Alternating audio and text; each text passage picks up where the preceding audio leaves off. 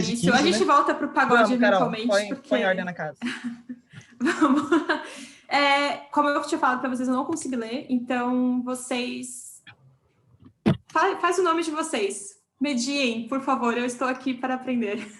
É que eu realmente não sei, gente, por onde começar, então lança braba. Eu sei, fazendo um elogio pro deboche do primeiro parágrafo do capítulo, ele já começa no deboche, já chama o Crowley ali pro deboche, que é quando ele começa, a frase é a seguinte: com sua humildade característica, tio Crowley apresentou-se como Sir Aleister Crowley, o que deve ter impressionado aqueles ritualistas extremamente sedentos por título.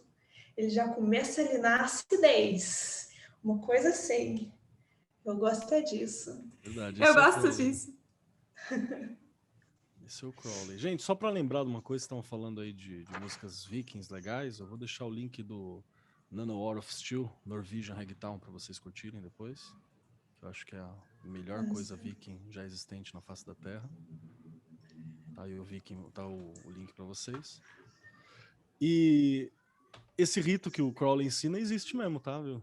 Que é quente. Você acha bastante gente fazendo sobre ele, e é bem legal que no fim ele explica no fim do capítulo ele explica qual que é o simbolismo, né, por trás desse rito, por que ele é eficiente, o que ele quer dizer e tal. E no mais, para quem já tiver a chance de ler algum dia o Olho na Pirâmide, né, que é a biografia do Crowley escrita pelo Rigardi, esse escroto é o Crowley, assim, esse cara, né, coqueteria, afetado para falar, se achando um dandy, né? Esse é o Crowley. O que mostra que seria um ser muito difícil de conviver, né? Com todo respeito aí aos Crowleyistas aí, gente. Tem até amigos que são, mas é complicado. Crowley é aquele amigo que só é legal no rolê, tá ligado? Só no rolê. Fora do rolê, tenho certeza que eu mataria ele. Porém, segue o baile, vamos lá. Eu, de novo, tô no capítulo 7. Eu tenho uma memória muito curta, eu tenho que ficar voltando, dando uma lida para poder voltar no que ele tá falando. Então é isso, só queria explicar isso, que eu vou ficar um pouco em silêncio para voltar aqui no que ele fala. Eu só lembro do deboche porque foi uma coisa que eu escrevi aqui, kkk, deboche. Mas eu li o comecinho, pelo menos essas páginas do 9 eu li, e aí eu não sei se parece que é difícil propositalmente, e aí fica a impressão de que a fofoca lá da galera é que se não funcionar de imediato, você tem que fazer isso 49 noites, e se não der certo, claramente o problema é a árvore que você escolheu.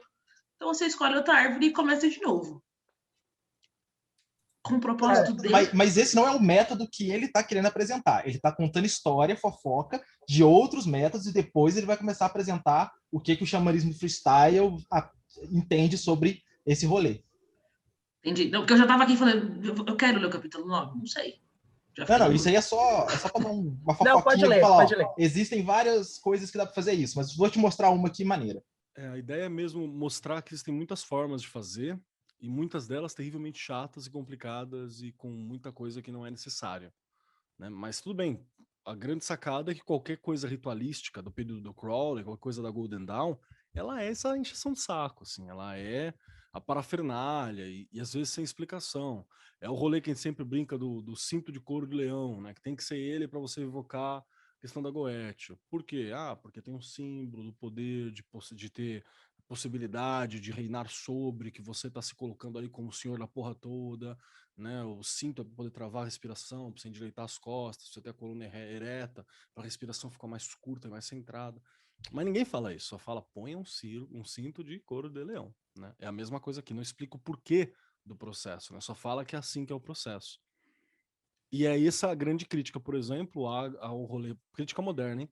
Grande crítica moderna ao rolê de que assim, alguém me dá uma receita, né? Me dá um servidor, você tem um rito para isso? Né? E a parada é justamente que sim, é possível ter um rito para isso, mas faça o seu, né, cara? Veja algo que está adaptado ao seu, assim, ou ao grupo. Não dependa disso, né? Essa é uma das paradas. Eu queria perguntar, fazer a pergunta de uma pessoa que não leu.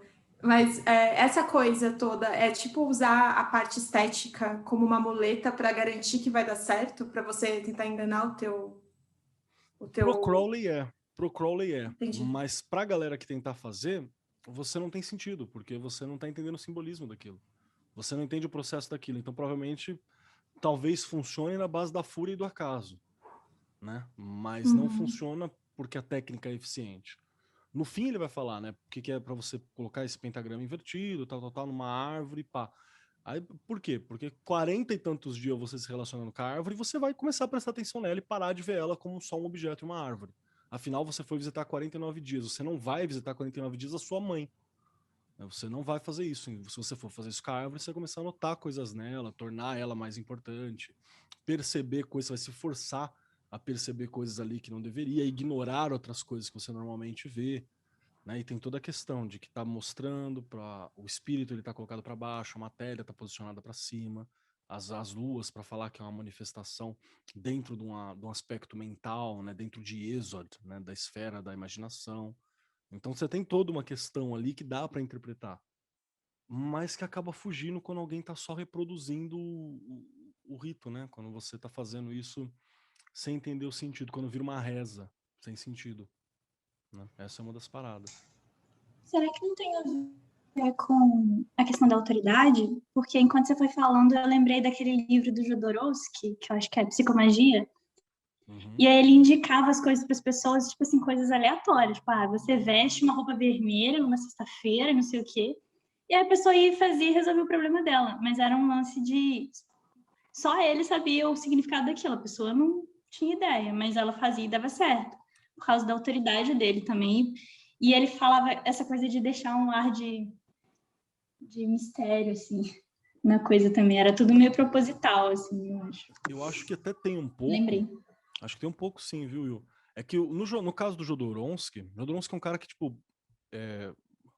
no caso do problemático senhor velho Jodorowsky, né, sempre bom lembrar, tipo falar da J.K. Rowling, no caso da transfóbica J.K. Rowling, tem que sempre citar assim. No caso do problemático senhor Jodorowsky, os símbolos dele não são tão herméticos. Isso é uma coisa bacana. O símbolo dele ainda é uma coisa que a gente pega, né? Porque ele pega símbolos da fenomenologia mais próxima. Então, por exemplo, eu lembro de uma história que alguém que tinha problema com grana, ele fala assim, mija no pinico, deixa embaixo da cama por 7 dias. Todo dia você vai mijar no pinico. Aí, por causa da cor amarela e do negócio de prender o dinheiro, pra você aprender a gastar, pra ele não asfixiar. Tinha uma coisa simbólica que é mais acessível à percepção. E também tem outro detalhe que é o poder do editor, né? Ele só conta a história que deu certo.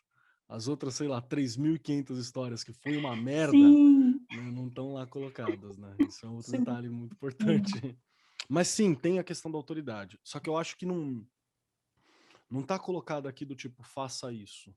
No caso do Crowley, tá colocado para falar assim, olha como eu sou foda, como eu sou o Sir Aleister Crowley, né? Mas tem a ver sim, eu acho que tem noção. Eu quero convidar vocês a página 164, cara. Na página 164 tem uma questão muito boa para se fazer e que eu acho que a gente tem que fazer ela sempre, que é o que é um espírito da natureza?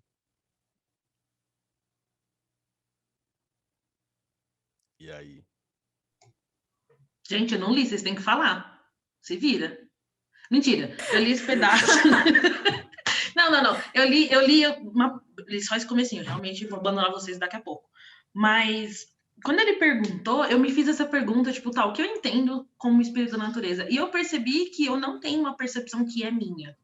Eu tenho uma percepção que foi adquirida, não sei aonde, não sei quando, em que momento da minha vida, mas é assim, fonte tirei do meu cu, sabe? Tipo, é Frozen, Espíritos da Floresta. Eu não sei te dizer de onde foi que eu obtive essa percepção. E aí eu fiquei me questionando, é uma percepção válida para a minha realidade?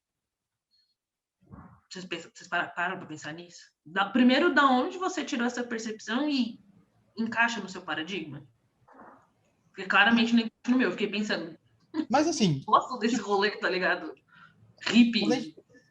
Quando a gente está lidando com espíritos da natureza, a gente está lidando assim com coisas que existem antes da gente. Então, que tipo, todas as percepções que existem daquilo são pós o humano começar a pensar, né? Então, né? Meio que seu paradigma. Essa é a parada. É isso. Eu fiquei pensando se muito... tem... Opa, desculpa, amiga, pode falar. Carol. Para mim é muito difícil desvincular espíritos das florestas de orixás e entidades. Muito difícil. muito difícil. Para mim, mata é Oxóssi, é os caboclos, e cidade é Exu. Então, assim, sempre tem um espírito, um orixá, uma entidade daquele ambiente. Eu não entro no mar sem falar com Iemanjá, eu não entro na floresta sem falar com Oxóssi, eu não piso na pedreira sem pedir para Xangô. Então, para mim, tem muito isso. Há pouco tempo que eu estou tentando fazer uma desvinculação entre as duas coisas. Existem os orixás que cuidam daquele ambiente e existem os espíritos da floresta, o espírito da árvore, o espírito da pedra, o espírito da porra toda, enfim. Mas para mim era muito ligado uma coisa com a outra. Natureza, orixá, entidade, e tá tudo aqui, tudo junto. Agora que eu estou começando a dar uma distanciada entre as duas coisas. Porque esse era o seu paradigma. Esse é o legal. Exatamente. Não, eu só ia falar assim, se existe algum, se faz mais sentido para mim perguntar o que não é espírito da natureza, sabe? Porque eu não consigo desvincular as coisas quando se trata de bruxaria, porque eu tô muito pensando na bruxaria natural o tempo todo. Não sei, eu pensei nisso, assim. O que eu tinha pensado quando eu li essa parte foi, eu fiz a mesma reflexão que a Morena, de será que eu tenho uma percepção do que são esses espíritos que é minha e que não foi trazida para mim de alguma forma? Porque eu acho que a forma como eu entendo esses espíritos é como se esses espíritos, né, as coisas, espírito das coisas, é como se cada negócio tivesse uma alma, cada coisa tivesse uma alma. Cada objeto, uma planta, uma árvore, uma graminha, cada uma dessas coisinhas tivesse uma alma. E aí, meio que tem a ver também com a religião, porque, né, na Umbanda tem sido muito presente, mas também tem a ver com como foi construídas as coisas na minha cabeça, principalmente por causa de conto de fada, por causa dos filmes da Disney, dessas histórias aí, foi o tipo de coisa que eu consumi muito. Eu, quando eu era criança, eu ficava falando com fadinha. E a minha mãe ficava, ai, que bonitinha, falando com fadinha. Mas é uma coisa que acontecia. Mas eu sempre vi como, tipo, cada uma dessas paradas tivesse uma alma, assim. Uma árvore tem uma alma X, uma pedra tem uma alma X. Igual ele fala, né? Ele fala sobre isso no livro também, em alguns momentos. Mas tem. Fica aí o questionamento, não sei. Vai que tem, vai que não tem. Eu gosto de sentir. Eu estava até pensando, porque eu terminei de ler os capítulos hoje, e ele fala muito sobre explicar as coisas em palavras. No finalzinho do capítulo, né, que ele fala sobre isso. Você consegue discorrer sobre o que está acontecendo, que existem esses exercícios aqui no capítulo de projeção. O que essa pedra está sentindo? Você vai sentir o que a pedra está sentindo, você vai entender o que a pedra está sentindo, mas na verdade você não vai sentir, porque é uma forma, a sua percepção daquela pedra, daquele objeto, daquilo ali. E aí, me perdi um pouco, que eu fui aceitar a pessoa que entrou aqui agora, fiquei confusa no que eu estava falando, desculpa, gente. Mas a pergunta era se existe mesmo uma alma na coisa. E eu estava falando sobre sentir, né? Eu não sei falar com palavra. Eu tenho muita dificuldade de falar com palavra. Eu consigo sentir. Eu sinto no meu corpo muitas coisas. Eu sinto mesmo. É igual, esses dias, não sei com quem que eu estava falando. É muito doido quando algumas pessoas me mostram imagens de coisas que têm textura. Eu sinto na ponta do meu dedo, assim. Eu olho e aí meu dedo é formiga. Porque eu sinto na pontinha do meu dedo. Eu sinto, mas eu não sei falar se existe de fato uma alma ou não, ou se é o meu corpo lendo isso, esse outro objeto, essa outra vida, né? É uma vida, de certa forma. Eu acredito que seja uma vida no meu paradigma. Essa é a parada. Eu tô sendo meio chatinho do rolê do paradigma aqui, por um motivo muito, muito simples, assim. Algumas das anotações que eu falei pra gente fazer, que seria legal, era sobre o que eu tava chamando de ethos xamânico, né? Que é como o xamã age e tal. Aqui ele levanta uma outra proposta do que é o ethos xamânico. A certeza da incerteza. Se você tem um paradigma muito fechado quanto a isso, ferrou. Porque A ideia do xamã é ele se relacionar com várias possibilidades. Se você não abre para a possibilidade, parabéns, você tem uma religião. Religião é o dogma fechado. Isso não é xamanismo. Ah, é melhor, é pior? Não é. É o teu rolê, parabéns, não tem problema nenhum. Só não é o rolê desse livro, só não é o rolê daqui. Essa é a parada. Tem uma coisa que eu vira e mexe falo, que eu acho que todo magista deveria estudar, é a filosofia e esquema de revolução científica do Thomas Kuhn, que é onde surge a ideia de paradigma, né? Ele criou essa palavra para falar sobre como funciona a revolução e desenvolvimento científico, e o meio esotérico pegou e não usa errado, mas não usa certo também, né? Não tá usando errado, mas também não tá usando certo, porque faz parte de um processo. E aqui é muito louco, porque assim que fala o que na verdade é um espírito da natureza, você tem toda uma parte onde ele fala assim, francamente eu não sei. Se o cara que escreveu o livro sobre isso, que a gente tá guiando até agora, né? E tudo esse rolê. Aí ele olha aqui e fala assim, eu não sei. Por que que eu tenho tanta certeza a respeito disso? Esse é o convite. É óbvio que ele sabe, é óbvio que ele tem uma certeza, é óbvio que ele tem uma experiência. A questão é que para tratar com isso, qual que é a proposta do Ian Fries? É fazer o possível para mim não fechar essa experiência específica, porque é uma experiência muito plural. Então ele fala, eu não faço ideia do que é realmente um espírito, ou de como eu ou você realmente somos. Quanto mais do que a realidade. Por sorte, eu não preciso saber. Então, essa é uma das paradas que faz parte daquele ethos xamânico que eu estava falando. A certeza da incerteza. Isso é uma questão que ela é muito importante e é terrível que o Fry só vem falar sobre isso no fim do livro, né? Ele não faz tabela, né, cara? Ele vem no fim só revelando algumas coisas. Se eu não me engano, a gente vai falar daqui a pouquinho sobre isso. No fim desse capítulo, onde ele vai falar o que ele quer com o livro, tá, cara? No penúltimo capítulo, ele vai falar o que ele quer com o livro. Então, essa é uma das propostas. Lembrar que a magia não é um livro de D&D.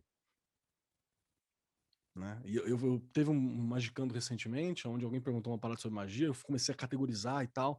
Aí era muito legal, porque tinha uma galera acompanhando a live com a gente, o pessoal, nossa, é mesmo assim? Faz sentido, Kelly, não sei o que, não sei o que. Eu falei, gente, tô citando livro de D&D, não é desse jeito. Não tem nada a ver com isso. Seria muito legal se fosse organizado assim, mas não é essa parada.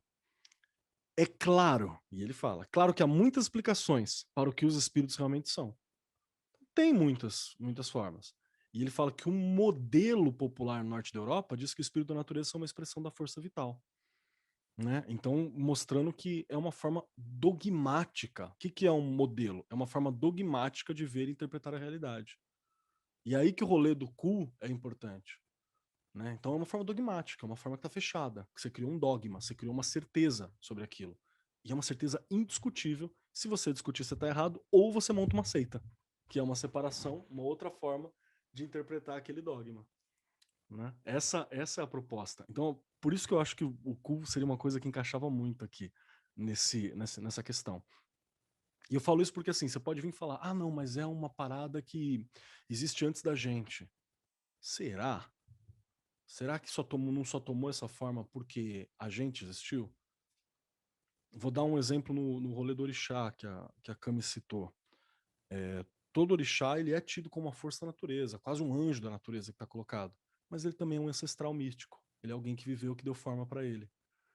Então, será que se não tivesse existido alguém dessa forma, essa forma da natureza teria tomado uma representação? Teria tomado uma consciência? Né? Será que isso existiria a priori do ser humano? Ou será que é a gente que dá forma para o que está lá? Então, todas essas questões são as loucuras muito grandes, e é ele que vai tratar o capítulo inteiro falando sobre isso. A resposta dele é não importa. E ele fala que não importa, lógico que importa. Ele fala que não importa, que é para você não se sentir ofendido e não fechar o livro. É por isso que ele fala. Como provavelmente algumas pessoas podem até ter sentido, enquanto estava passando, falou assim, eu não sei se é assim. Eu não sei se é desse jeito. Mas é uma das questões. Deu para sacar? Tô falando bobeira? O que vocês acham? Não, deu super para entender, sim, Keller, eu concordo. É uma velha discussão de se Deus veio do nada, quem criou Deus, né? A gente vai ficar rodando em círculo, porque cada um vai ter a sua forma de ver as coisas. Para mim, hoje em dia, cada pedra, cada árvore, cada coisa tem um elemental ali. Não sei se alma seria a palavra que eu usaria, que alma é meio complexo, mas existe uma força ali e ela pode ser comunicável, e a gente consegue conversar com ela, mas eu não sei se fui eu que coloquei aquilo ali, se é uma extensão minha, se eu estou projetando, se ela realmente está ali desde sempre. Então é muito difícil a gente entrar nisso de... Cada um vai ter uma visão e cada um vai conseguir se comunicar melhor vendo por um paradigma só, do que ficar tentando explicar, meu Deus do céu, por que sei lá, por que a Lua gira em torno da Terra, ou por que a Terra tem vida e Marte não tem, sei lá. Tipo, a gente vai entrar numas noias muito loucas aqui, de tentar explicar o porquê que eu vejo assim, você não vê assim. Eu também não sei qual é que é. Eu só sei que funciona de uma forma ou de outra, igual no capítulo passado, que ele fala, algumas plantas você tem que pedir permissão. Eu fiquei puta, eu falei, por que algumas? Pede para todas, caralho, você tá arrancando a folha da planta assim? Tipo, vem cá, arrancou. Não, cara, pede permissão para arrancar a folha. Então, tipo, para mim ela tem vida e ela é consciente. Então eu preciso pedir permissão porque eu não quero que ninguém entre na minha casa e arranque uma coisa minha. Mas alma eu não sei se é um espírito, eu não sei se é um elemental, eu não sei se sou eu projetando, eu não sei, mas para mim tá lá.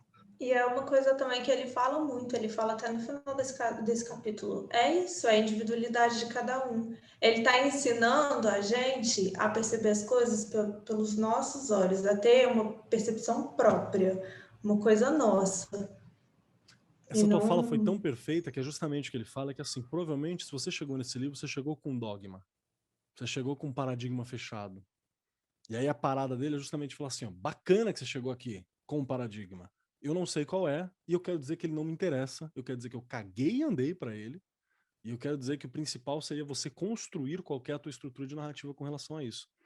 E tem uma coisa que faz ele ter esse tom de sensato, né? Que você esquece que você tá lendo um livro sobre esoterismo, porque ele tem um tom sensato, ele não tá piradaço, tá falando de espírito, tá falando dos bagulho muito louco, tá falando de meditação doida, mas você sempre vê que tem um...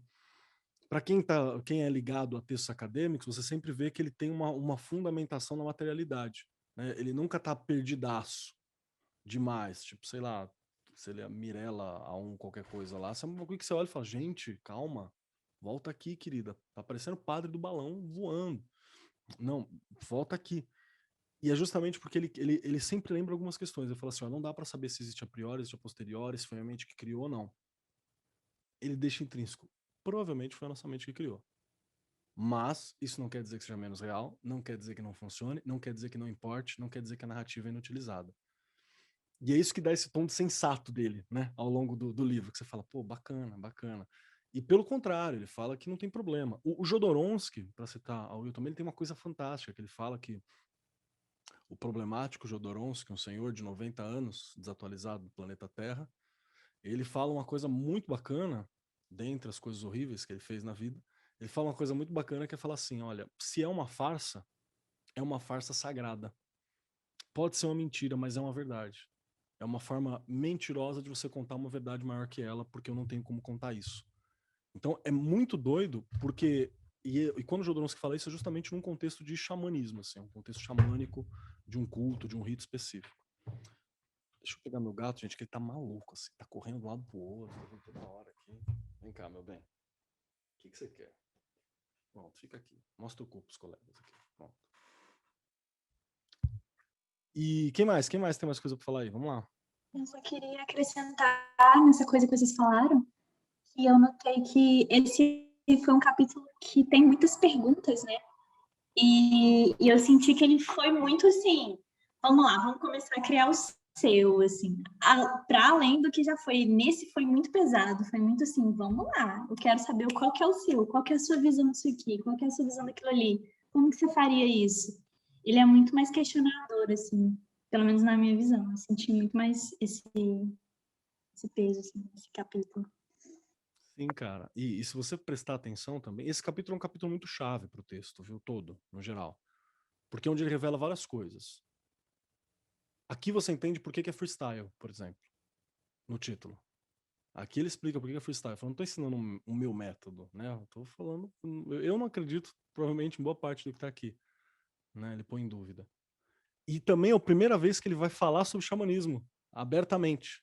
Onde ele vai citar xamanismo, um pouco mais pra frente. Acho que é na página 168, né, que ele vai falar sobre xamanismo. A gente pode chegar lá daqui a pouco. Logo nos primeiros capítulos, fala: um modelo mágico útil será delineado a seguir. É a primeira vez que ele delineia alguma coisa e que ele vai falar abertamente sobre xamanismo.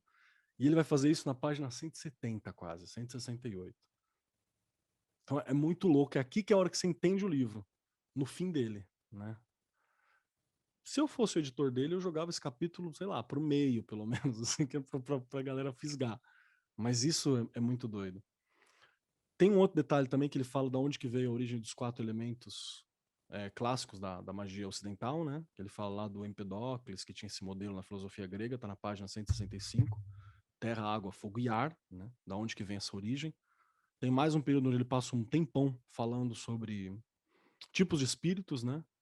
Aí ele fala, tipo, tem um monte de espírito da rocha, do rio, do lago, do não sei aonde, do kobold, da montanha, do vento, das estrelas, da chuva, né? E para mostrar a inutilidade da palavra espírito. Que ela não define nada, ela fala do quê? De uma parada que não tem corpo, só isso. Ou que tem e eu não acesso a essência, né? Isso é muito louco. E aí, na página 166, tem um parágrafo enorme que ela fala assim: era comum que os espíritos fossem vistos de forma humanoide. Acho que vocês vão achar aí, na página 166. Todo esse paragrafão, ele está descrevendo como que funciona o paradigma objetivo, que é um paradigma de acreditar na existência prática e material de todas essas criaturas, que é, por exemplo, um beijo pra galera do TikTok, é o paradigma reinante no TikTok até hoje, assim. Que é a galera que realmente vê, troca ideia, fala que viu, né, e tal. É muito legal, mas no momento que a gente tá, precisa de remedinho se você tá vendo tudo isso mesmo, viu, gente? Uma boa, assim. Eu só queria contar que eu tenho uma experiência de uma antiga sacerdotisa minha, quando eu ainda era da época da Wicca, que ela conta que ela estava fazendo um rito, provavelmente era algum rito de sabá. Eu não sei se vocês sabem disso, mas para a Wicca, não sei se para os outros rolês precisam fazer isso também, mas você precisa abrir um círculo e aí você vai invocar os 4 quadrantes, vai invocar os guardiões e você vai invocar os elementais de cada quadrante. E ela disse que quando ela invocou o elemental sul, que é o do fogo, ela viu a salamandra.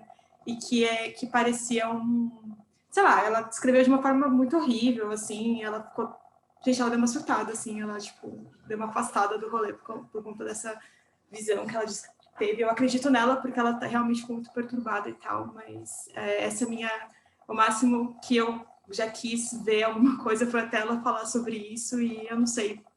Você já viram alguma coisa quando estava invocando? Ou fazendo alguma meditação, sei lá?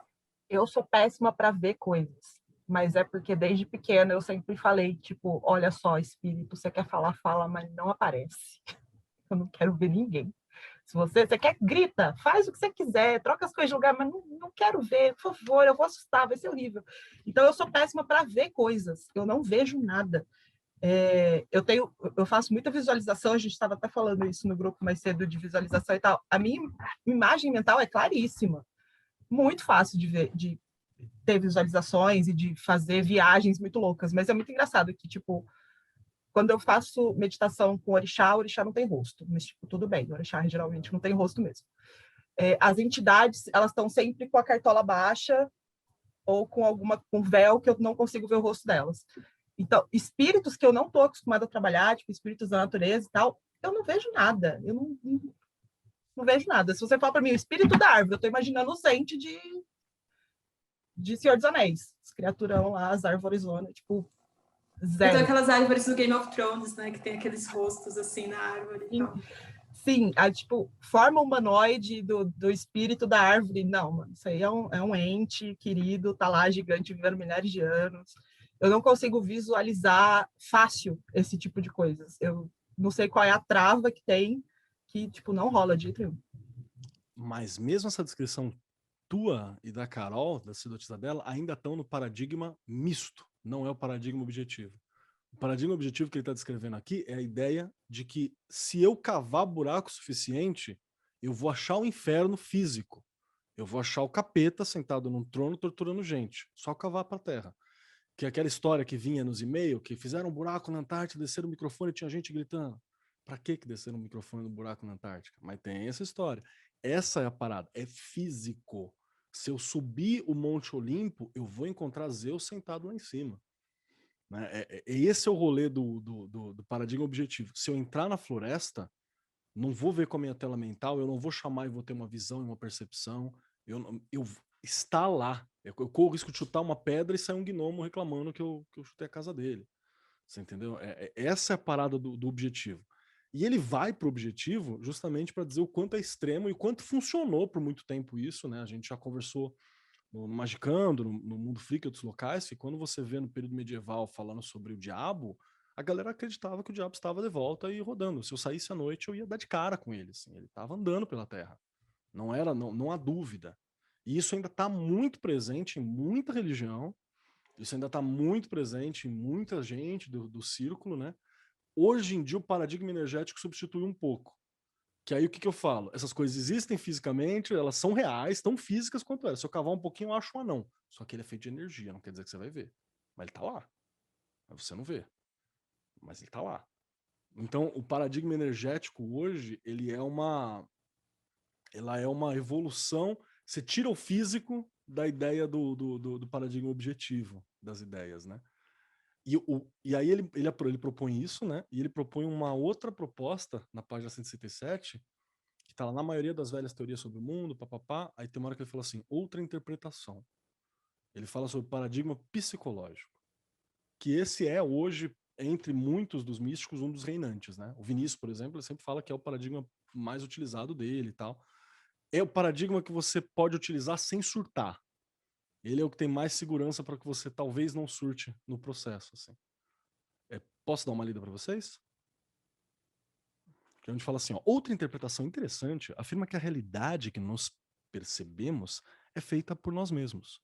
Neste caso, os espíritos que nós vemos nas árvores são reflexos da nossa própria mente, e em particular, reflexos daquelas partes da nossa mente que são simbolizadas como consciência das árvores.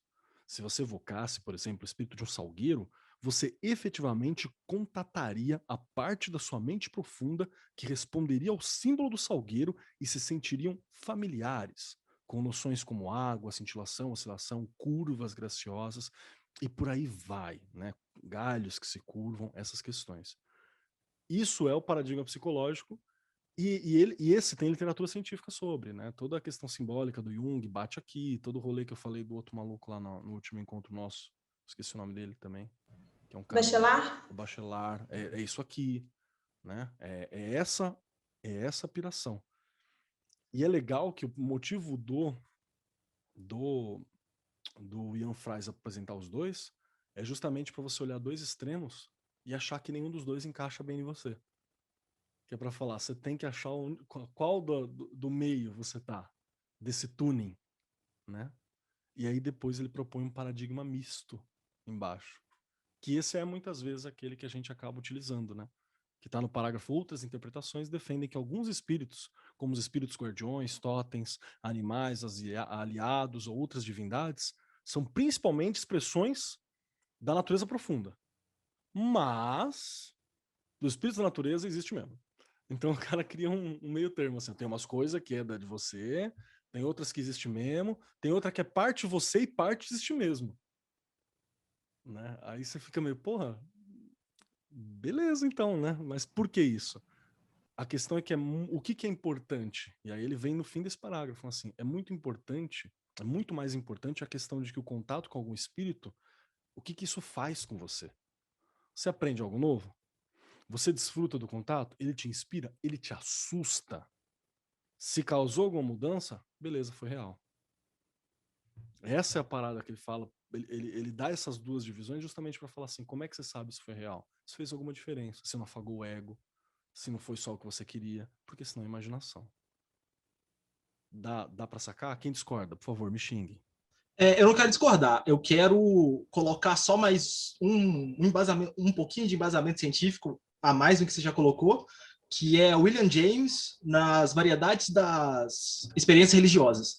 O que ele está defendendo nesse calhamaço de livro é basicamente o que está nesse parágrafo, né? Que a parada, se mudou, se fez você sentir alguma coisa, ela é real, mesmo que seja só real para você, ainda existe. Ficou martelando na minha cabeça, funcionalismo. E eu assim, Mas o que é funcionalismo? Eu fui pensar uma coisa. O que que é funcionalismo?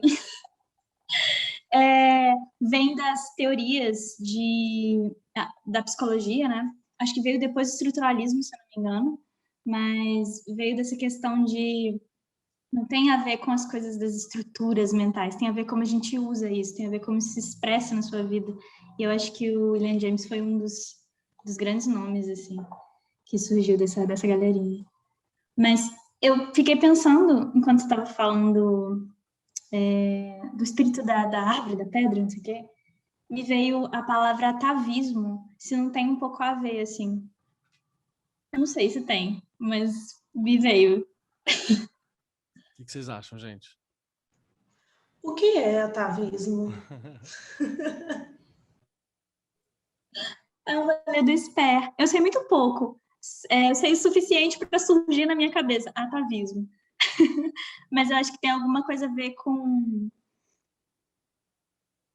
Me vem a ideia de uma evolução, sabe? Tipo assim, partes de animais e de plantas e de coisas que estão na gente, assim. Mas num rolê muito subjetivo. É isso mesmo. O SPER nunca deixa... a Cadência Alves falou ali uma coisa legal. É o resquício de algo que não serve mais. Pro SPER é o resquício de algo mesmo. E não é que não serve mais, mas é algo que a gente não tem uso direto, mas ele ainda tem uma formativa, né? O SPER fala que, por exemplo, seria tipo o id pra psicologia do Freud, sabe? Que é uma coisa primal, que o Freud só chama de id. O que é id? É a tua selvageria, a tua sexualidade desenfreada, é tudo aquilo que a sociedade quer que você segura lá, tá ligado? É tudo aquilo que te fez sobreviver por muito tempo, mas que a sociedade quer que você segura a onda, segura a moringa. E o SPER ele fala que é puxar esse atavismo, né? A parte do atavismo é você puxar essas questões de uma hereditariedade biológica ou conceitual. Também tem essa também. Às vezes você não tem uma ligação biológica direto com aquilo, mas você tem uma ligação cultural ou conceitual com isso, né? E aí você puxa essa questão. Porque, por exemplo, para o SPER ele diria que muita coisa, se ele olhasse uma gira de Umbanda, ele diria que muita coisa numa gira de Umbanda teria um princípio atávico. Porque a maioria das questões que estão ali são arquetípicas, né? Você tem o velho, a criança, né? O guerreiro, né? A mãe. Você tem umas questões muito arquetípicas ali. Então, seria isso que está puxando. E aí, por que uma pessoa branca, europeia, que não teve sangue negro em nenhum momento, está chamando um caboclo? Saca?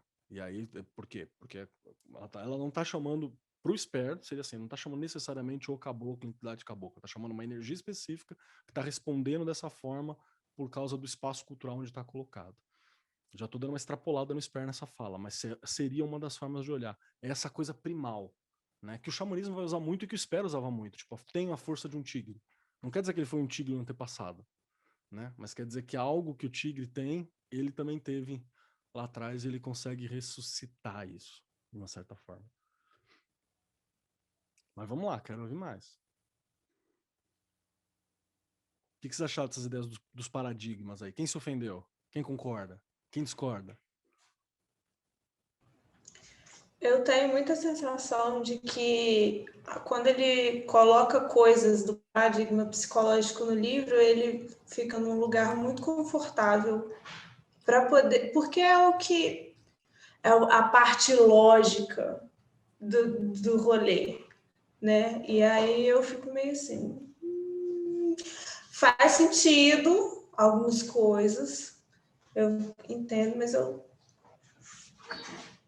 porque faz parte das coisas que eu acredito também. Eu acho que tem mais, que vai além do que a gente. Eu gosto muito quando ele fala na página 168, de que o mundo é um ser vivo e que a gente faz parte do mundo e que as outras coisas fazem parte do todo, assim. Nós fazemos parte do todo.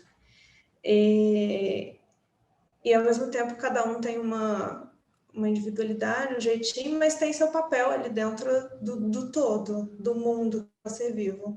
É o que faz mais sentido para as coisas que eu acredito, assim. Não gosto muito do psicológico. Fico meio assim. O comentário que eu anotei do lado psicológico foi muito mais monótono. É bem chatinha, né? Não tem graça, é isso. Mas a a mescla, né, que o Keller comentou, que parece muito mais interessante. Mas lá, eu li só até aqui, tá? Vou abandonar vocês na próxima página. Mas nesse momento específico, eu fiquei pensando. Acompanhem comigo o raciocínio. A outra interpretação é de que esse pedaço da árvore que eu estou vendo, na verdade, é um reflexo, né? Enfim, projeção daquilo que, enfim, está perdido em algum lugar. O que me fez pensar que, quando, por exemplo, eu fiz a apresentação dos 40 servidores, eu deixei muito claro que a gente está falando sobre ver ou não ver, eu tenho uma visão que nem a da Laís, tipo, eu quero ver tudo e eu não vejo nada. E aí, quando eu estou de boa, suave lá, aparece até o capeta e fala, oi, tudo bem, vamos tomar um chá? Eu falo, capeta, agora não vai rolar, porque eu não me planejei. Mas funciona assim. E aí, a ideia da apresentação dos 40 servidores para mim foi, quem quiser aparecer, aparece. Quem não quiser aparecer, não aparece. A minha experiência é, ninguém vai aparecer, porque eu sou uma bosta com visualização. Acontece que houveram servidores específicos, por exemplo, que eu tive muito mais conexão, se é que a gente pode dizer assim, e essa galera resolveu aparecer, né? De bom grado, digamos assim. Mas são, supostamente, servidores, não vou dizer ruins, né? Porque não tem isso, mas são uma galera meio dúbia, né? Uma galera meio diferenciada. Porque quem resolveu aparecer de madrugada, bater um pau, foi o Fixer. Tipo, oi, tudo bom? Opa, 3 horas da manhã, tipo, melhor dormir, galera. Amanhã a gente conversa. Até que ponto isso é a minha projeção? Até que ponto isso é o Fixer resolvendo tomar café 3 horas da manhã? Entende? E aí eu fico pensando se estou pirando? Deveria achar o método psicológico menos monótono, porque talvez minha vida fosse um pouquinho mais calma? Não sei. O Frais, ele diria, eu consigo ver que ele construiria uma proposta de falar assim, primeiro, quem vai responder isso é você. Segundo, será que quem te responde com facilidade não é porque são energias ou questões com a qual você já tem proximidade? Já ecoa com você? Pode ser. Essa é uma das propostas que ele faz. Inclusive, ele fala mais pra frente, né, que o legal, justamente, se relacionar com tudo isso, é você desenvolver tudo isso, né? É outra parada que ele fala, você se desenvolver especialmente naquilo que não vai. Vou dar um exemplo. Durante muito tempo, eu tive bastante problema no tarô com a Imperatriz. Sei todas as chaves, sabia todo o significado, sabia as questões todas, mas eu tinha alguma dificuldade de compreender o sentido da Imperatriz. E para mim era bem claro, era porque eu não passei, em vários momentos, eu não havia passado na maioria da minha vida, eu não havia passado por as experiências associadas à carta da Imperatriz.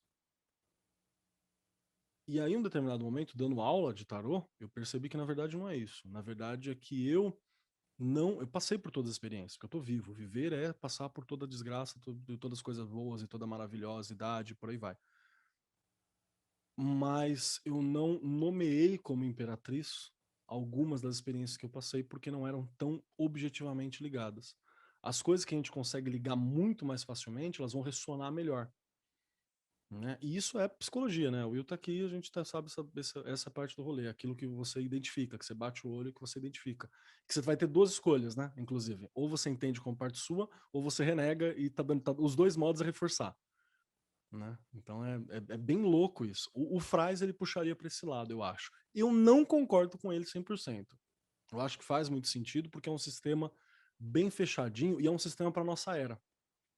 Né? Se eu chegar aqui e falar, é um sistema para nossa era e a gente também não pode negar isso. Se eu quiser fazer chás e ungüentos com base, tipo assim, um chá para o cérebro, vou usar nós, com base no que o Papi falava, o que o Agripa falava, não dá mais, cara, né? Você vai falar, não dá. Legal pra caramba, mas aqui chega num ponto que eu não consigo dissociar. Especialmente nesse grupo que metade dele tem alguma associação acadêmica, né? E a outra metade é muito bem letrada. Né? Das duas questões. Então você não tem como. Né? E todo mundo é muito bem vivido, todo mundo tá relacionado com a internet, todo mundo tá bombardeado por tudo isso. Então você abrir mão de alguns conhecimentos é complicado. E é por isso que o Frais está apresentando essa gama de coisas para você escolher, para você montar. Eu acho exatamente isso, porque isso se comunica muito com a nossa sociedade, justamente com a gente, né?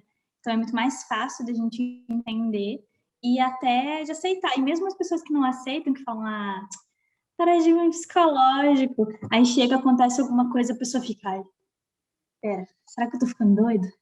Todo mundo tem medo de ficar doido, gente. Essa é a verdade. Todo mundo tem medo de ficar doido, de perder o controle da própria mente. Porque a gente está dentro disso. Da mente ser uma coisa que a gente precisa muito, que regula muito a nossa vida. E é isso. Eu fazendo uma coisa da psicóloga aqui. Mas eu acho que é muito isso, assim. Amiga, perguntei se era indireta aqui no chat, porque isso acontece real. Acontece real. Nem foi. Acabei de falar mal aqui do paradigma psicológico, mas quando acontece alguma coisa comigo que eu não consigo explicar, de tipo assim, sinto cheiro aleatório. Tá sentindo esse cheiro? Não, não tô sentindo. Mas a pessoa que tá do meu lado, mas eu tô sentindo o cheiro, eu fico assim, tô doida? O que está acontecendo? Que tem alguma coisa errada com o meu nariz. Será que eu estou sentindo cheiro de hormônios? Será que eu tô... É loucura, é Covid. É loucura. Eu falei muito de mim também, cara. É muito de mim, de tipo... Super isso. O medo de ficar doido, de entrar muito na coisa e não voltar, é de todo mundo, assim. Quem aí nunca teve uma bad trip? Você falou, não vou voltar nunca mais. Disse que eu não uso mais drogas. Então, mas essa é a parada, né? Pode falar, Camis. Eu tinha muito isso de quando eu comecei aí no terreiro, eu ia no terreiro, eu ficava tipo, caralho, que da hora. Eu saía e falava, é teatro isso. Não pode ser, eles só são muito bons em fazer uma voz diferente. Então, tipo, era uma relutância de você tá vendo aquilo acontecer na sua frente, ele te fala coisas que não tem como ele saber, porque você não falou para ninguém. Ele nem te segue no Twitter, onde você reclama da vida. E mesmo assim, é uns tapas na cara que você leva, que você sai de lá meio zonza no outro dia, tipo, né, tudo mentira, isso não existe. Então, eu tenho muito isso também que nem um amigo meu trouxe o Palo Mayombe para mim. Eu peguei o Palo Mayombe na mão, eu abri, meu Exu começou aqui, nossa, vamos ler esse livro é do caralho, vamos, que não sei o que. Eu, tipo, cala a boca, eu tô aqui conversando com um amigo meu. E ele, com quem que você tá falando? Eu, sozinha. É melhor eu só deixar assim. Já assistiu, você fala para um amigo assim, já assistiu Divertidamente? Então, tem vários aqui, só que com roupas mais legais. Exatamente. É tipo isso. Mas é bem isso, gente. Essa é a doideira que ele tá propondo. Mas ele tá propondo justamente porque magia enlouquece. Sacou? Ponto final, assim. Ai, não, é só... Não, magia enlouquece. É meia dúzia que chegou à idade madura, ok. Tá ligado? Tem uma galera que desligou completamente da realidade, ou tem uma... Jodorowsky acha que é uma divindade na face da Terra, que ele pode fazer ou deixar de fazer o que quis. E ele tá com 100 anos de idade e reforçando a ideia de que ele tem alguma coisa esquisita. E ninguém tem coragem de contar pra ele. E ele tá lá. Ele é um cara que, tipo assim, é terrível trabalhar com ele, porque, tipo, ele não faz agenda de nada. Ele combina com você que vai fazer um filme e ele não põe na agenda. Aí chega na data e fala, não, tudo vai dar certo, tudo vai se encaixar porque a realidade opera ao meu bel prazer.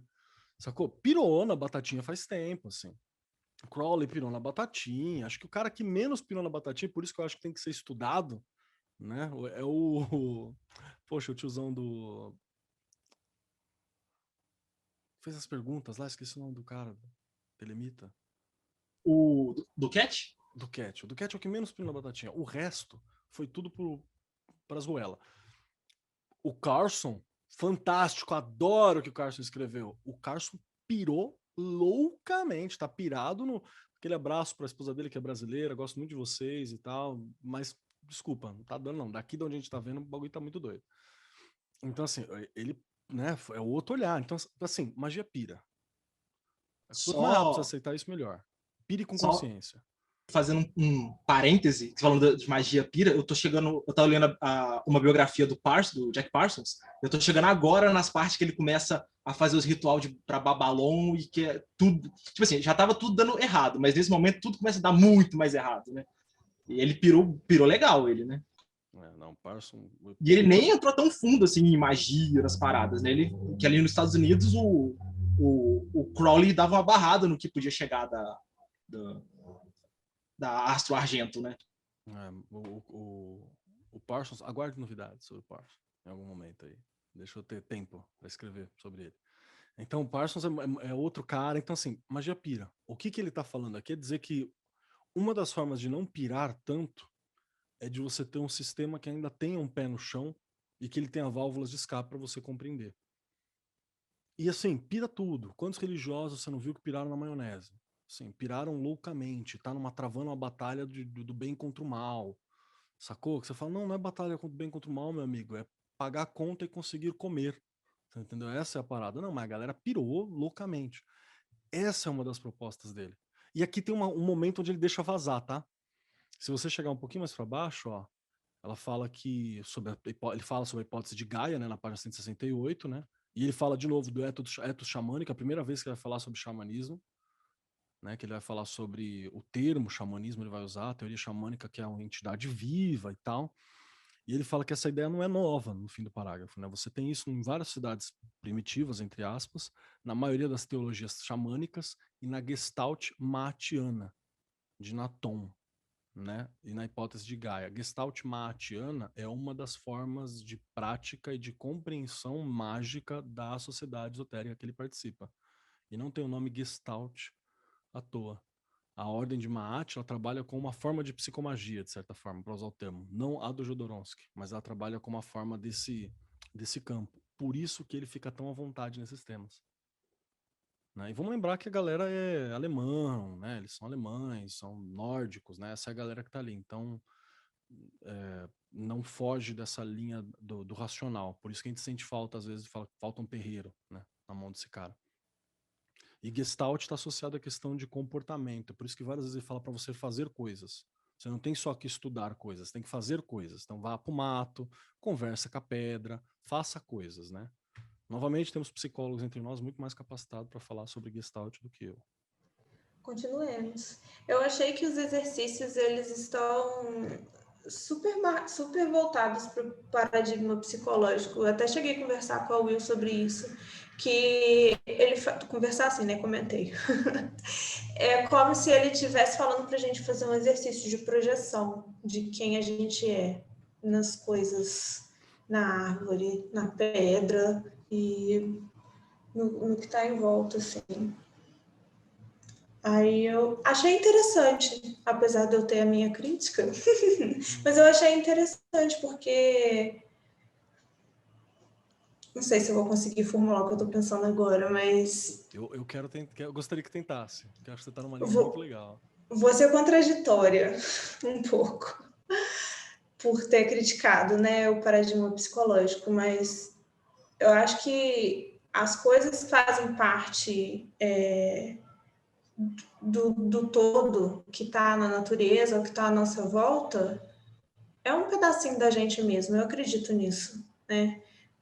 E eu acho que que é interessante fazer esse exercício de nem que seja projetar para poder entender, porque é uma coisa que nós temos a nossa linguagem, nós identificamos códigos, e nem sempre a linguagem que a gente tem é a linguagem falada, é a linguagem escrita, linguagem do corpo, tanto que tem uma parte que ele fala aqui, que da pessoa que fez uma cara feia, fez um bico, e aí você automaticamente, essa pessoa aqui tá chateada, essa pessoa aqui tá brava.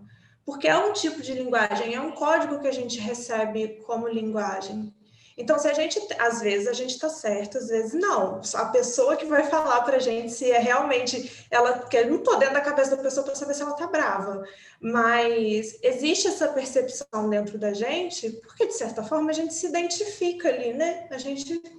Existe essa semelhança, existe essa identificação, principalmente quando é com outro ser humano. E quando você vai fazer esse tipo de exercício, é uma aproximação que você está tendo com aquilo, uma aproximação que você está tendo com aquele outro ser vivo, com aquele organismo, com uma árvore. Uma árvore é um puta de um organismo complexo que a gente não tem costume na vida que a gente leva de parar para poder prestar atenção. Mas quem foi que disse que se eu parar para prestar atenção, eu não vou conseguir entender o que está acontecendo ali? Né? Não sei se eu saio falando, gente, nem sei. Depois você ouve na gravação. Não, cara, é muito isso mesmo. Mas assim, até peço perdão se de algum momento sou ofensivo a algumas das colocações que eu coloquei, mas na verdade, eu tô só tentando traduzir o que é que o Ian tava puxando, né? E por que ele faz isso? Porque na real, todo mundo vai ser o seu mundo fechado, não tem como. Né? O máximo que a gente vai fazer, a gente vai ter interpretações que são ligeiras a totalmente diferentes, fundamentalmente diferentes um do outro. Não há uma certa, assim como não há uma errada. E isso é muito louco, porque se não há uma certa nem uma errada, significa que nenhum de nós estamos conseguindo nos aproximar realmente do que é esse outro lado, do que é essa coisa mágica, do que é o mundo espiritual, do que é essa parada toda. Né? Não temos uma aproximação. Ou será que é o pensamento de todos que se aproximam que ajuda a construção disso? Então é essa piração, e isso não vai levar a nada, é discussão de sexo dos anjos. Né? Não vai levar a absolutamente nada. Mas é fantástico de se fazer, você só não pode se perder nela. E aí tem a pergunta que é para deixar nós maluco, que é o outro etos xamânico. Já foi 3 etos xamânico aqui hoje. O outro etos xamânico dele. Na visão de mundo do xamã, ele está falando aqui embaixo, a mente é organizada de forma similar a um ecossistema. Por isso o xamã ele tem que sempre, e ele vai estar buscando um equilíbrio nesse ecossistema. Como está o ecossistema individual de cada um de vocês?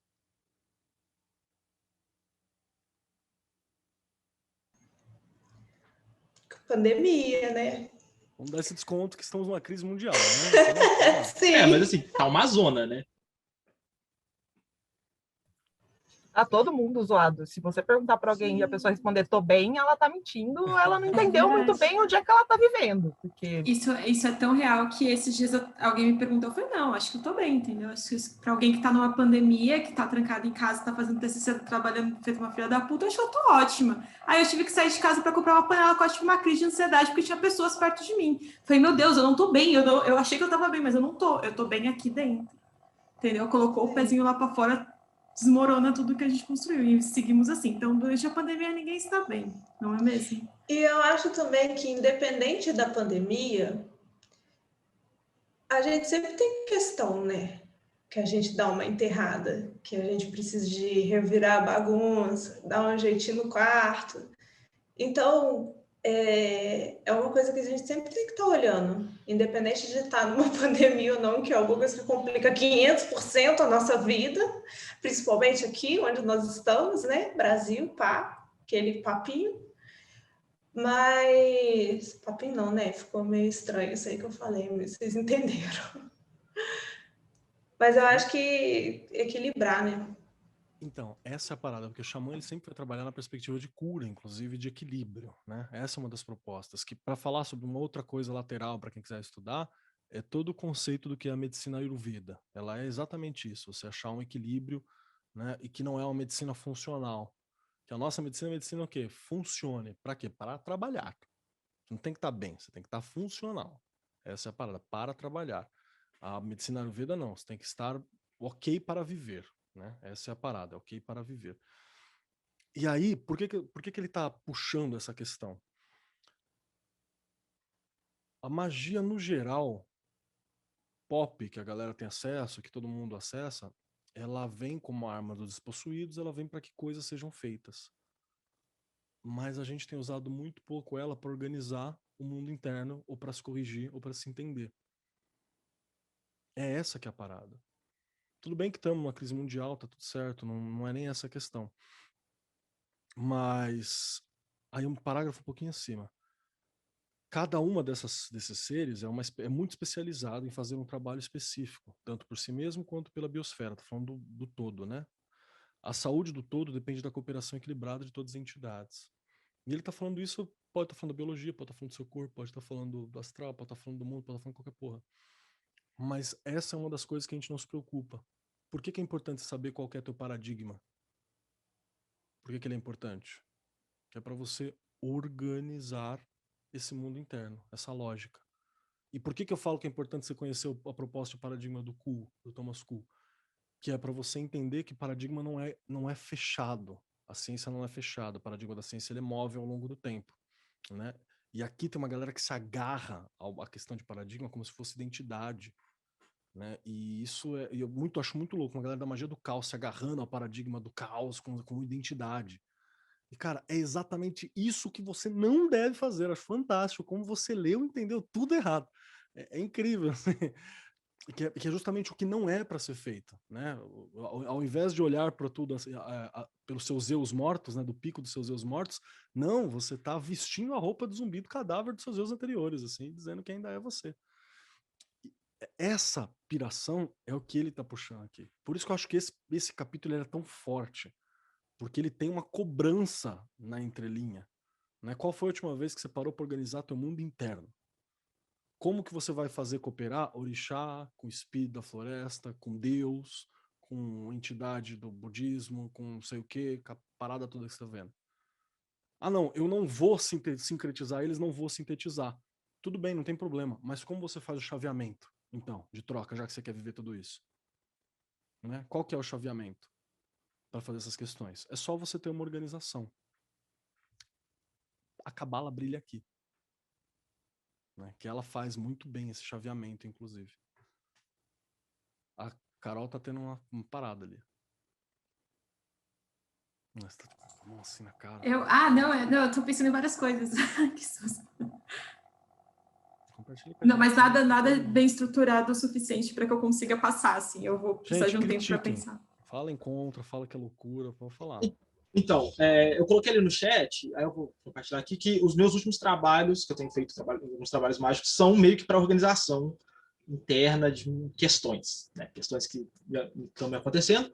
Mas, assim, parando para pensar, eu estou fazendo esses trabalhos depois de ter lido, sei lá, o capítulo 5 e 6 do livro, então eu já estou mais, né, já estou na vibe ali por causa do estudo que a gente está fazendo. Então já está meio influenciado, mas eu estou buscando esse rolê aí tentar uma organização, porque o negócio tava pegando pro meu lado, sabe? Eu acho engraçado que... Desculpa. Pode falar. Eu acho engraçado que, ao contrário da minha psicóloga, que é super macumbeira, que nem eu, e a gente fica trocando figurinhas de bronca de Exu, a minha psiquiatra, ela é extremamente cética. Então, é um embate divertido. E uma vez eu estava falando de livros que eu estava lendo, de exercícios e tal, ela virou para mim e perguntou: para que você usa magia no seu dia a dia? E aí eu, tipo, dei uma tela azul, e eu falei, tipo, não sei, eu tô acostumada. Aí ela, não, pensa e me responde, para que você usa? Porque você gasta tanto tempo com isso, eu espero o mínimo que você tenha uma resposta viável para mim. Aí eu fiquei, né, tipo, obrigada, tia, vamos lá, então. E aí eu comecei a falar exatamente isso, de organização do mundo interno, porque eu sou um caos. Tipo, eu sou um caos interno, eu tenho ansiedade, eu tenho depressão, eu tomo remedinho e tal. E se eu não parar e fazer uma meditação, se eu não parar e fazer um trabalho com a entidade, o orixá, eu preciso ter um motivo para eu parar e focar no que está acontecendo dentro de mim e pedir ajuda, igual o Augusto falou, pedir ajuda de fora para ajudar a organizar a casinha. Porque senão as crises voltam e as coisas ficam muito difíceis. Não vou usar magia para acender uma bola de fogo na mão e acender o cigarro. Tipo, queria, seria muito prático na minha vida. Trocaria toda a organização interna por isso, inclusive, mas tudo bem, mas beleza. Total, fácil. Mas ela me pegou muito desprevenida essa pergunta, assim, e me fez parar e pensar, e tipo, para que eu gasto tanto tempo com isso? Por que eu uso isso? E aí ela elogiou e falou que realmente ajudou muito. Ela falou, não, dá para ver que você está mais centrado, tá menos caótica do que você costuma estar, então tá ajudando. Continua, faz aí sem suas velas aí, não funciona, mas continua fazendo. A Larissa comentou, né? Porque quem tá... A Camis também falou, quem tá na pandemia não entendeu o que tá acontecendo, diz que tá tudo bem. Mas eu não vou dizer que tá tudo bem, porque claramente, né, não tô rasgando dinheiro, não fiquei louca. Mas na medida do possível, eu acho que nos últimos anos, assim, a pandemia me deu um espaço, um tempo para focar em umas coisas que eu definitivamente não tinha parado para pensar, que nem a Carol falou, né? Tá tudo bem, aí eu saí na rua e descobri que eu tive crise de ansiedade. Não, olha aí o negócio que você precisa cuidar. Parabéns, você acabou de descobrir o problema. Agora você precisa lidar com ele. E aí, eu tive tempo de me organizar mentalmente. Claro que não tá redondo, não tá, né, rodando 100%. Mas no começo da pandemia eu achei, todo mundo achou, né? Eu vou ter tempo agora de ler 8.000 livros. Não conseguiu nem abrir o Paint para desenhar, tá ligado? Né? Oi? Se inscreveu em 200 cursos. Não fez nenhum, tá ligado? Mas tudo bem. E agora, acho que mais dos últimos 8 meses, assim, as coisas têm encaminhado, no sentido de eu tô conseguindo me organizar, eu comecei a faculdade, tipo, deu tempo de me organizar mentalmente para fazer isso, e o Praxis tem me ajudado bastante a não deixar a magia de lado, porque, né, é uma coisa que eu quero estudar, é uma coisa que eu quero entender, é uma coisa que eu quero ter tempo que a Camis falou, de parar e pensar como é que isso vai mudar o meu dia a dia. E isso tem me ajudado bastante. Por exemplo, fazer um banimento de manhã, antigamente, era um caos. Nossa, acordar e pensar, eu tenho que fazer um banimento, prefiro ficar na cama dormindo, pois não tenho saúde mental para lidar com isso. Mas agora se eu não acordar e não fizer um banimento, o dia não vai. O bagulho não anda.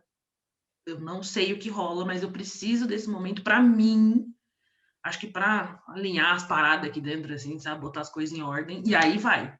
No dia que eu acordo atrasado, por exemplo, é o dia que eu tenho certeza que eu devia ter ficado na cama, porque não vai rolar. Tem funcionado. Nesse aspecto tem funcionado. A pandemia, nesse aspecto, tem ajudado a ter mais tempo para pensar nessas coisas. Não que eu queira pensar nelas. Elas só aparecem e eu tenho que lidar com elas, mas está funcionando. Falar pessoalmente, falando, é o que eu converso muito com uma amiga minha. Se a gente parar para pensar pessoalmente, única, eu como pessoa, eu tô melhor durante a pandemia do que eu estava antes. Antes eu acordava para trabalhar às 7 da manhã, chegava no trabalho às 8, saía às 1h da manhã e, tipo, vida de publicitária. Jantava e almoçava pizza com Coca-Cola. Tava um caos. E eu não sabia que tava um caos. Eu só soube que tava tudo muito, muito, muito ruim quando deu a pandemia e eu tive tempo. E aí eu olhei e falei assim, não quero mais essa vida para mim. Aí eu larguei a publicidade. Estou aqui contando moeda para viver, mas foda-se, eu não quero mais dar dinheiro para uma grande corporação enquanto eu ganho um salário bosta. Tipo, chega, para mim chega. Então, pessoalmente, tem muita coisa que aconteceu que foi boa.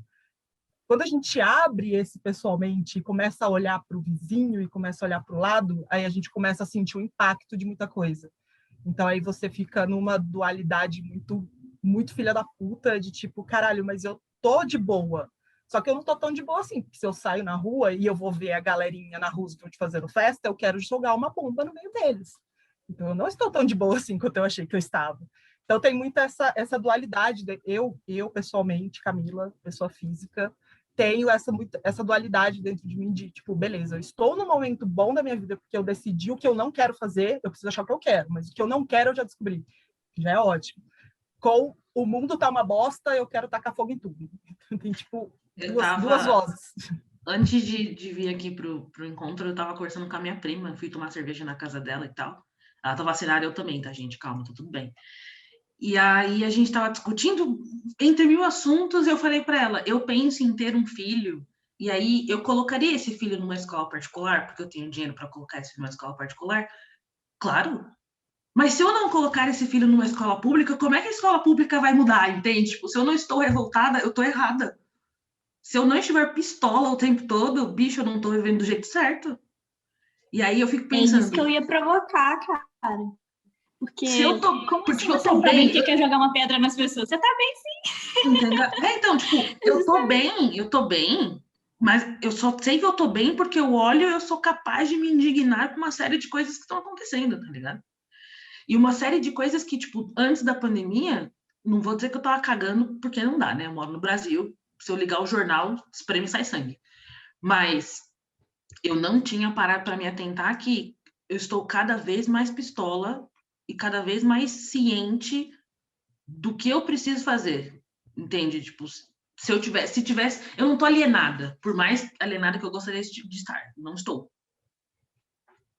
Faz sentido o que eu tô dizendo? Eu tô pirando foda. Na verdade, faz bastante sentido. Não só faz sentido, como isso que a gente está falando aqui, só essas questões sobre passa pelo aspecto de se entender, sobre entender qual que é seu papel no mundo, entender o que você pode fazer pelos seus e por aqueles que estão em volta, entender como que funciona essa contribuição ou como deixa de funcionar essa contribuição, o que você pode fazer dentro desse direcionamento e qual que é o papel da magia nesse papel todo seu.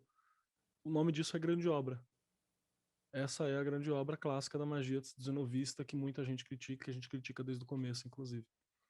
Só que como é que tá? Ao invés de falar faça uma grande obra, ela tá no se conheça, vê o que você pode fazer, e aquilo que for fruto dessas suas ações é a grande obra. Então, o processo é inverso. Ao invés de virar uma exigência, ela vira uma consequência do caminho. Sacou? Essa é uma das paradas. E é exatamente essa questão. Só que quantas vezes existe o foco mágico nosso, da comunidade, de todos que estão aí colocados e por aí vai, nisso? É mainstream essa proposta? Ela é uma preocupação maior? Por isso que o cenário não melhora. Saca que louco? É essa a questão que ele está levantando. E aí tem uma coisa na página 169 que ele fala assim que as partes da mente são uma metáfora que as pessoas modernas usam, que é mais fácil de digerir do que questão de deuses, espíritos, seja lá o que for. Mas que há uma semelhança nessas questões. Assim como os santos na Igreja Católica, você entendeu? Você tem os santos na Igreja Católica que você fala assim, mas não, só tem um Deus e tal. Mas curiosamente tem um santo para o amor, tem um santo para a guerra, tem um santo para tudo igual, tem no politeísmo. Né? Aí fala assim, não, mas os judeus antigos, tudo bem, Deus tinha 72 nomes, um para guerra, um para amor, um para cura, um para não sei o quê. Então você tinha esses aspectos todos. A comunidade evangélica que perdeu um pouco disso, e você sente a falta disso, mas eles evocam um aspecto do divino através de cada pregação. Se eu preciso falar de Deus que cura, eu falo dele hoje. Do outro, eu falo do outro, mas eu não tenho como me associar diretamente a ele, porque eu não o nomeio, né? Eu não tenho nome, eu não tenho figura para isso. Então, essa é a maior dificuldade que tem nesse grupo hoje em dia.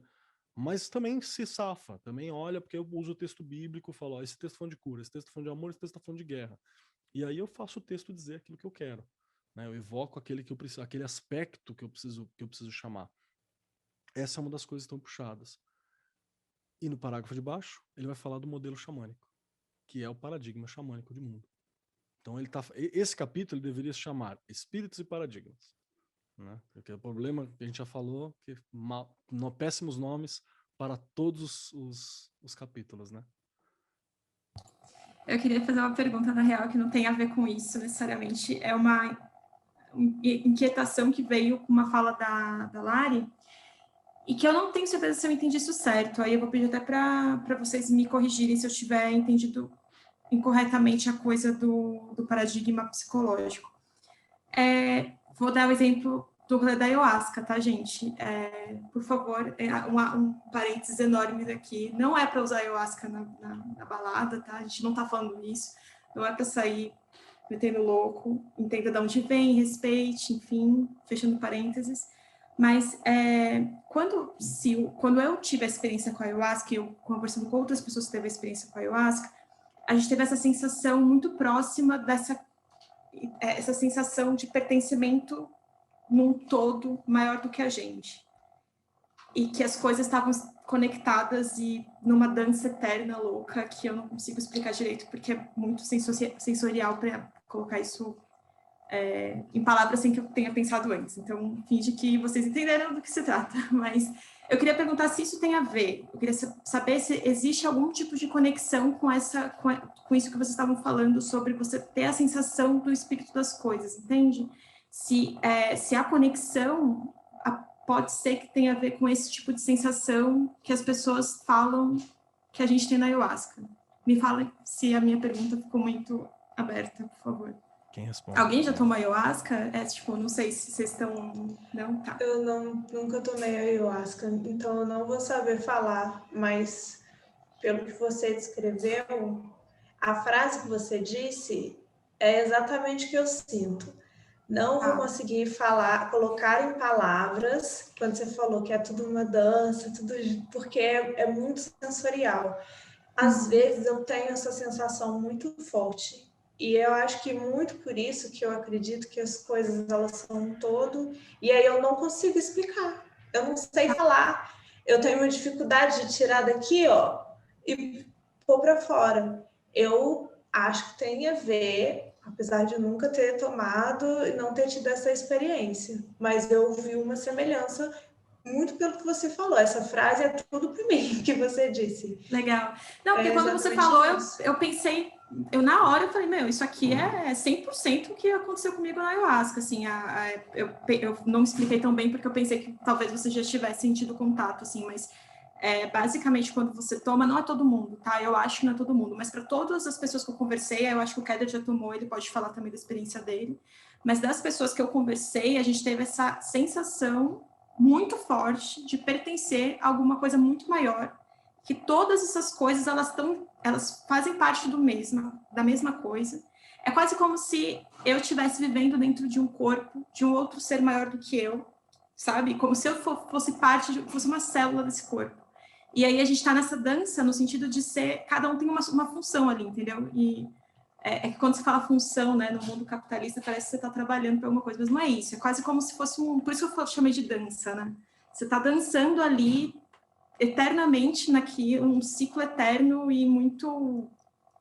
Enfim, gente, é muito louco de explicar isso, né? Eu não consigo explicar isso direito. Estava tentando, peço desculpas aí, mas era o que eu quis dizer, porque quando você falou, me pareceu muito próximo disso, e aí eu fiquei me perguntando se isso faz sentido para aquilo que ele falou no livro também, entendeu? Como eu não li, aí é meio complicado, né, gente? Esse é o paradigma xamânico.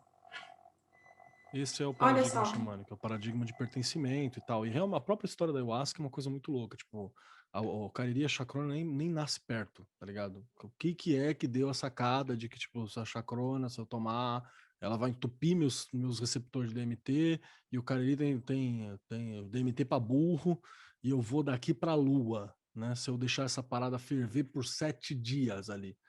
Saca? É muito... Né? É muito... Não é claro, não há uma conectividade científica de processo clara para quem olha. Pode ter tido ao longo de muito tempo algum maluco doido que a família dele era destinada a comer tudo que estava na floresta, e foi justamente esse cara, inclusive, que morreu com a mandioca, que descobriu que tem que fritar a mandioca lá, assar a mandioca por 20 dias para poder comer mandioca e não morrer. Aí morre um no primeiro, põe mais um, morre outro no segundo, aí quando chegou no 21º que não morreu. A gente não sabe qual foi o processo, mas essa questão de conexão.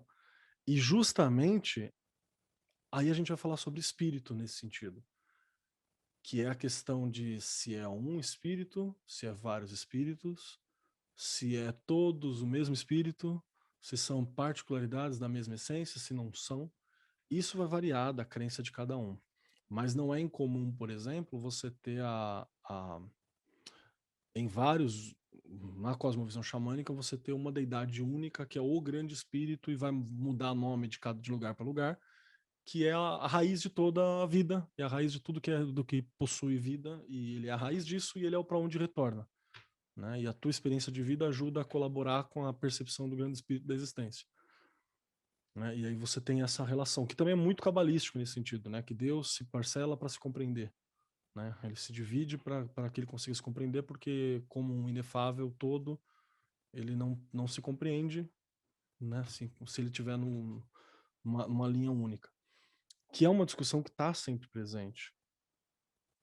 E dentro do paradigma xamânico, isso vai funcionar porque quer dizer que existe uma essência semelhante entre você, a pedra, a rocha, o barro, né? Então, há uma linha de conexão entre você e tudo isso.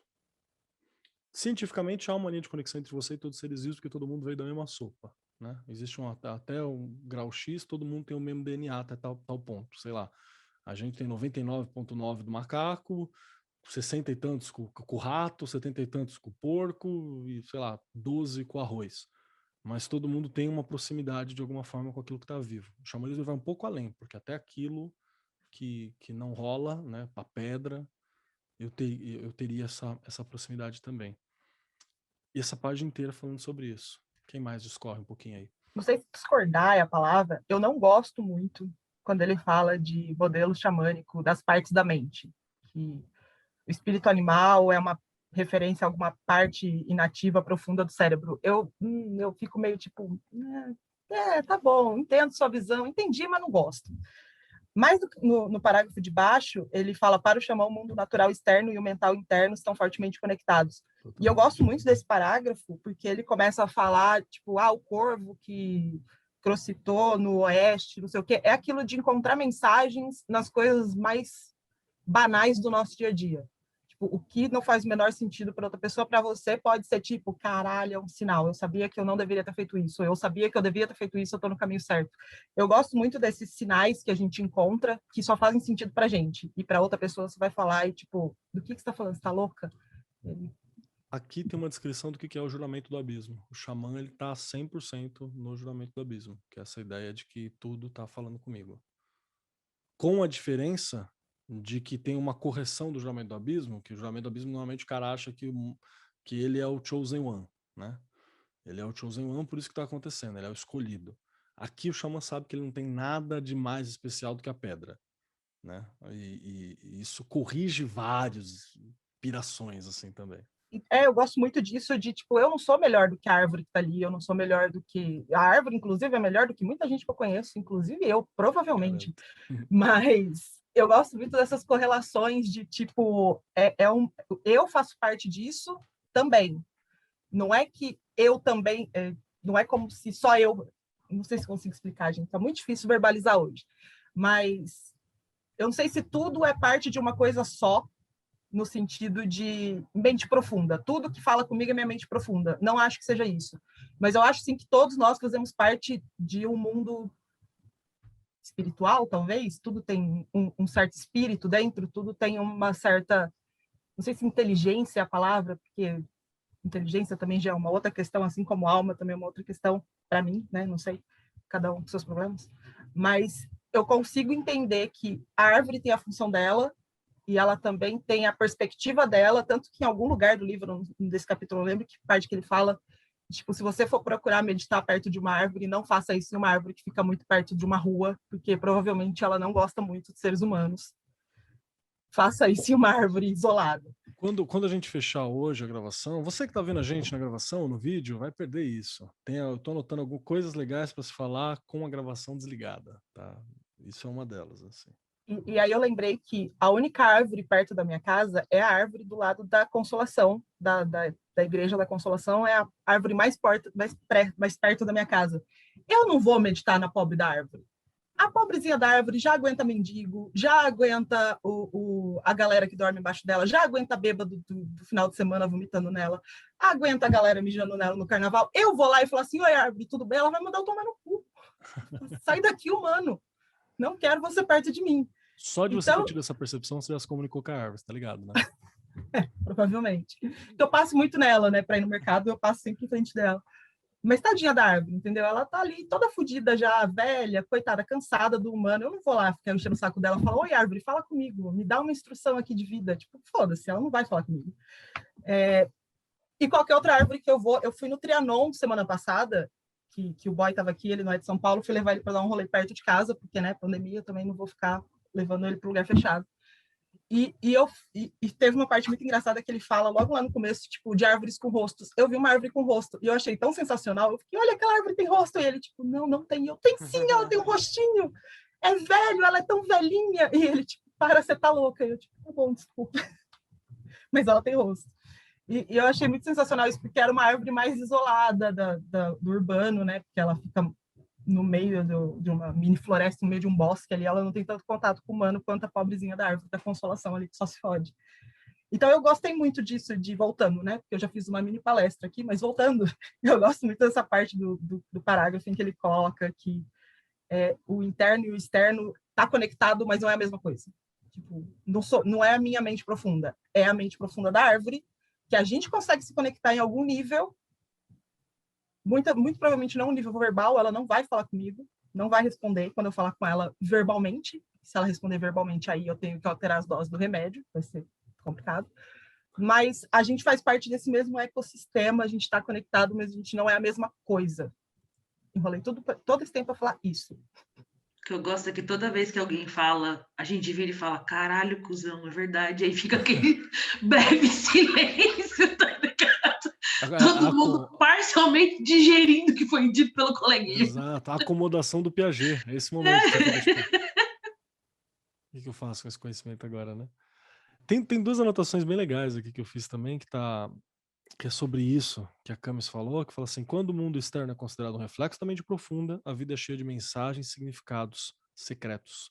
E eu me lembrei de uma frase do do Alan Moore, que eu gosto muito, que ele fala que o politeísmo é bacana, porque para ele é como se fosse um alfabeto com o qual ele consegue se descrever melhor e descrever melhor o mundo.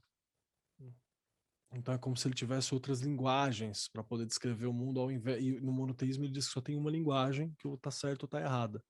Né? Essa é a crítica que ele está colocando no geral. Obviamente que também existe monoteísmos, apesar de a gente ter um majoritário, né? Existem monoteísmos.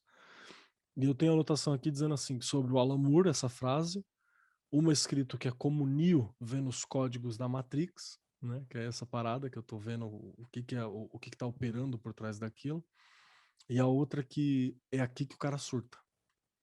Não dá para você ficar 100% nesse ponto. Se você ficar 100% nesse ponto aqui, é esquizofrenia hard. Você tá fora total desse lugar, assim. Você não dá para ficar muito tempo nesse ponto. Por isso que existe rito. Para você chamar esse ponto para esse ponto acabar. Né? Por isso que o juramento do abismo lá dura X tempo. Né? Ou você só faz ele no fim de um grande caminho, quando você já consegue separar aquilo pela vida prática. Porque senão você bate com as 12 bonito.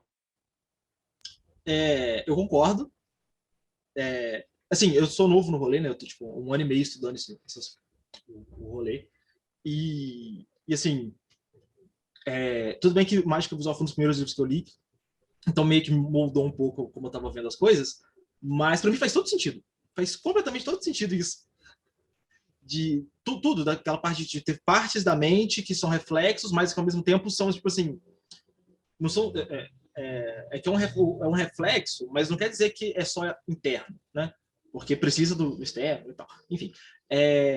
E eu não sei descrever exatamente minhas experiências, né? Mas eu era muito cético, muito cético, até eu ter a primeira experiência com os rolês. E assim, é aquela parada do Thomas Kuhn, né? De ter um... Esqueci a palavra.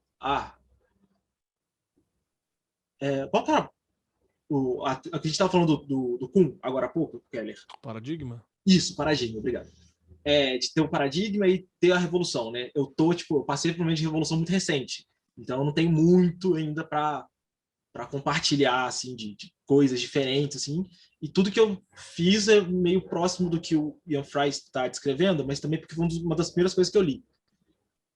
Então eu estou meio que aproveitando o silêncio para concordar com tudo que está sendo dito e falar que o céticozinho foi total convertido agora, de ficar fazendo as maluquices, de construir sigilo enfim, e funciona para mim. É o que está funcionando para mim. É uma amiga minha que fala que se funciona não é idiota. E eu gosto muito dessa frase, porque eu levo ela para tudo na minha vida. Exatamente, funcionou, não é idiota. E assim, eu tenho um pouco de dificuldade ainda com algumas coisas, porque eu não tô tão próximo. Ainda aqui é interior, então assim, eu consigo chegar numas natureza, né, com certa facilidade. Mas eu ainda não fui por causa desse momento de pandemia, de estar saindo e tal. É um pouco problemático, né?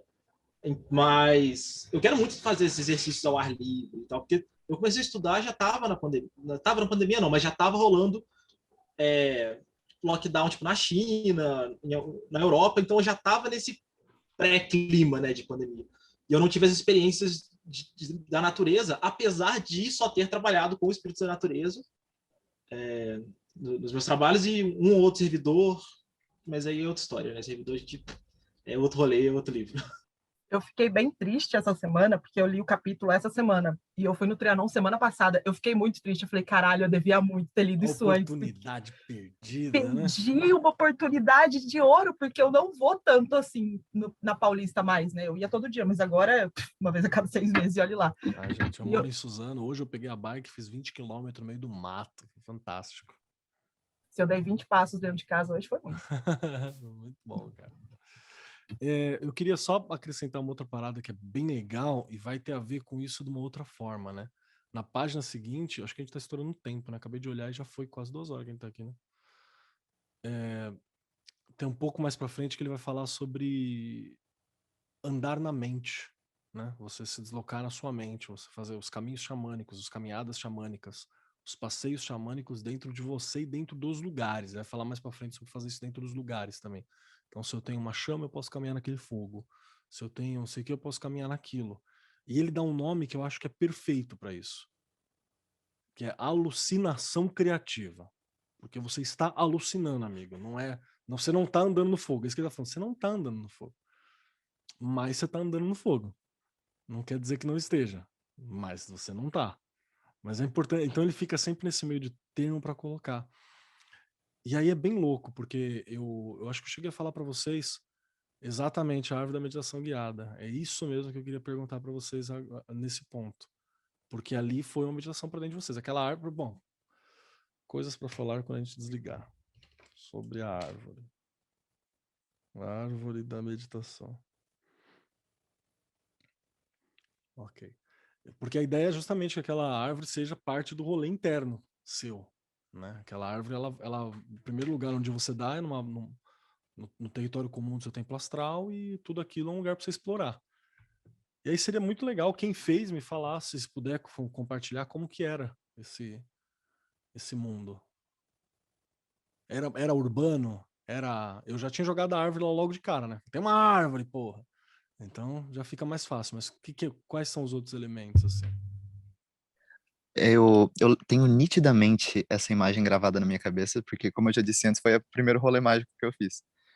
E antes da árvore, eu tinha me imaginado na minha sala, porque eu também comecei as coisas no meio da pandemia, né? Me imaginei no meio da minha sala, daí abri uma porta lá e eu entrei. Só que eu daí eu fui um canyon, mas era tipo um canyon assim, tinha um mar gigante e uma puta de uma árvore onde não era pra ela estar, obviamente. E é como se ela fosse, no meu caso era um tubo, assim, sabe, quando eu entrava lá, de madeira mesmo, com uma escada em espiral. E era, agora eu não tenho a anotação perfeita assim, mas é, ela descia e tinha vários caminhos que tinha luz no final dos caminhos. E quando chegava no lugar lá onde se encontrava aquele espírito da natureza lá, era como se fosse um outro ambiente de floresta, assim, mas não tinha nada, depois da passagem da porta, nada urbano, pelo menos para mim, assim. Aqui tem aquela coisa que eu falei sobre ser levemente ofensivo, né? Alguns momentos. Aqui foi onde ele me pegou. Porque para mim tem muita coisa urbana. Muita coisa. Tudo pós-apocalíptico. Tudo depois caiu uma bomba e o mato tá tomando conta, assim. Mas tem. A minha árvore principal, eu já consegui afastar para olhar ela de longe. Ela é um prédio, tipo o prédio do Banespa, assim, de São Paulo, detonado e uma árvore monumental atravessando ele, assim.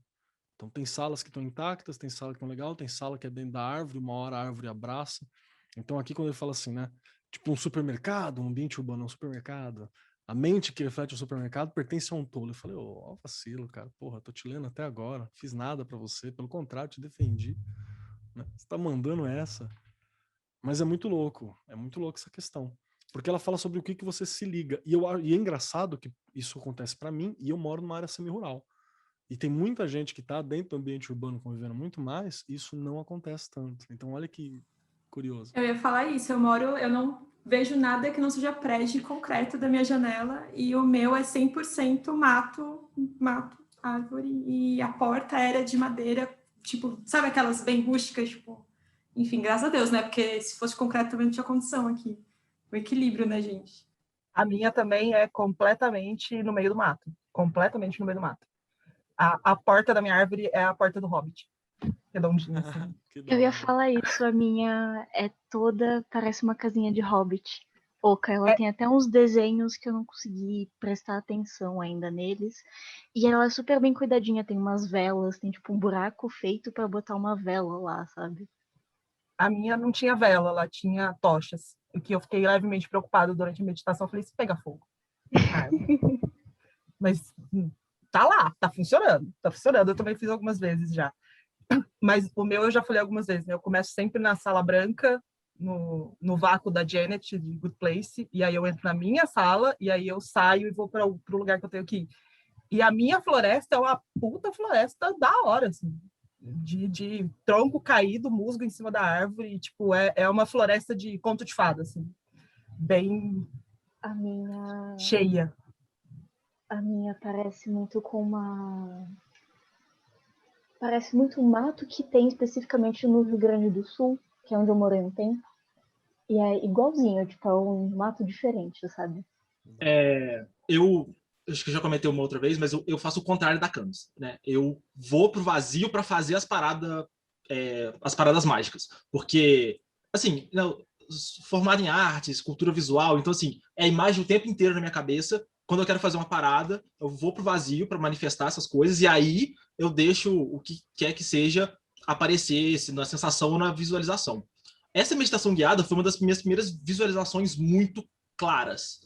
E assim, a árvore que apareceu é tipo, assim, não sei se as pessoas jogaram, mas é tipo a árvore do Dark Souls, que é uma tipo, a entrada simplesmente Aquela um entidade buraco. maligna? Eu sei. Não é essa não. É as que ligam no Ash Lake, que é uma árvore gigante que você não consegue, tipo, ali você chega na raiz, né? Mas no meu caso, eu não conseguia ver a raiz, né? A copa, era um tronco enorme, eu não conseguia dar a volta, assim, e era uma entrada, tipo uma entradinha, um buraco, assim, redondinho. E aí eu entrava por ali, e aí ia em espiral. Não era uma escada, era tipo uma rampinha, assim, em espiral com várias portas. E aí, quando eu cheguei lá onde rola os rolês, aí era uma floresta, uma clareira muito louca e tal. Mas todo o resto, assim, a árvore era essa árvore gigantesca, monumental, que eu não conseguia ver fim. Era o horizonte, meu horizonte era isso, mas além disso era tudo branco, porque é ali onde eu manifesto as coisas. A minha árvore eu não conseguia ver o topo dela, tipo, via não sei como é que eu vou descrever isso, verbalização tá difícil hoje. Eu via as folhas, mas eu não conseguia ver até onde ela subia, e eu via a raiz dela, porque a raiz dela era muito grande, as raízes dela eram, tipo, mais altas que eu, e a porta ficava no meio de duas grandes raízes, assim, era uma árvore muito, muito grande. Eu não sei que tipo de árvore que é, mas foda-se também, tadinha, deixa ela lá sem descrever o nome dela, mas ela era muito, muito alta, as raízes eram muito, muito grandes, tipo, eu nunca vi uma, mas não sei se vocês já viram aquela maior árvore que tem nos Estados Unidos, que fica essa árvore. Procura, Keller, é mó legal essa árvore, que tipo, ela é muito grande e você vê as pessoinhas desse tamanhozinho do lado dela. Era tipo essa árvore. E tinha a portinha do Hobbit, e ela tinha vários, a minha tinha escadas. A minha casa era uma casa de Hobbit, muito bonitinha mesmo. Tipo, a portinha redonda, entrava, tinha as tochas iluminando, não tinha energia elétrica para nada, tipo, não tinha nada urbano. Nada pós-apocalíptico, igual do Keller, o meu era no meio do mato. Acidente, assim, é muito louco. As máquinas ganharam e morreram enferrujadas, assim, e sobrou só aquilo. Eu quero puxar também uma questão aqui da Camis, que aconteceu comigo também, que foi sobre diálogos internos, né? Teve uma Lechamone que eu fiz recentemente.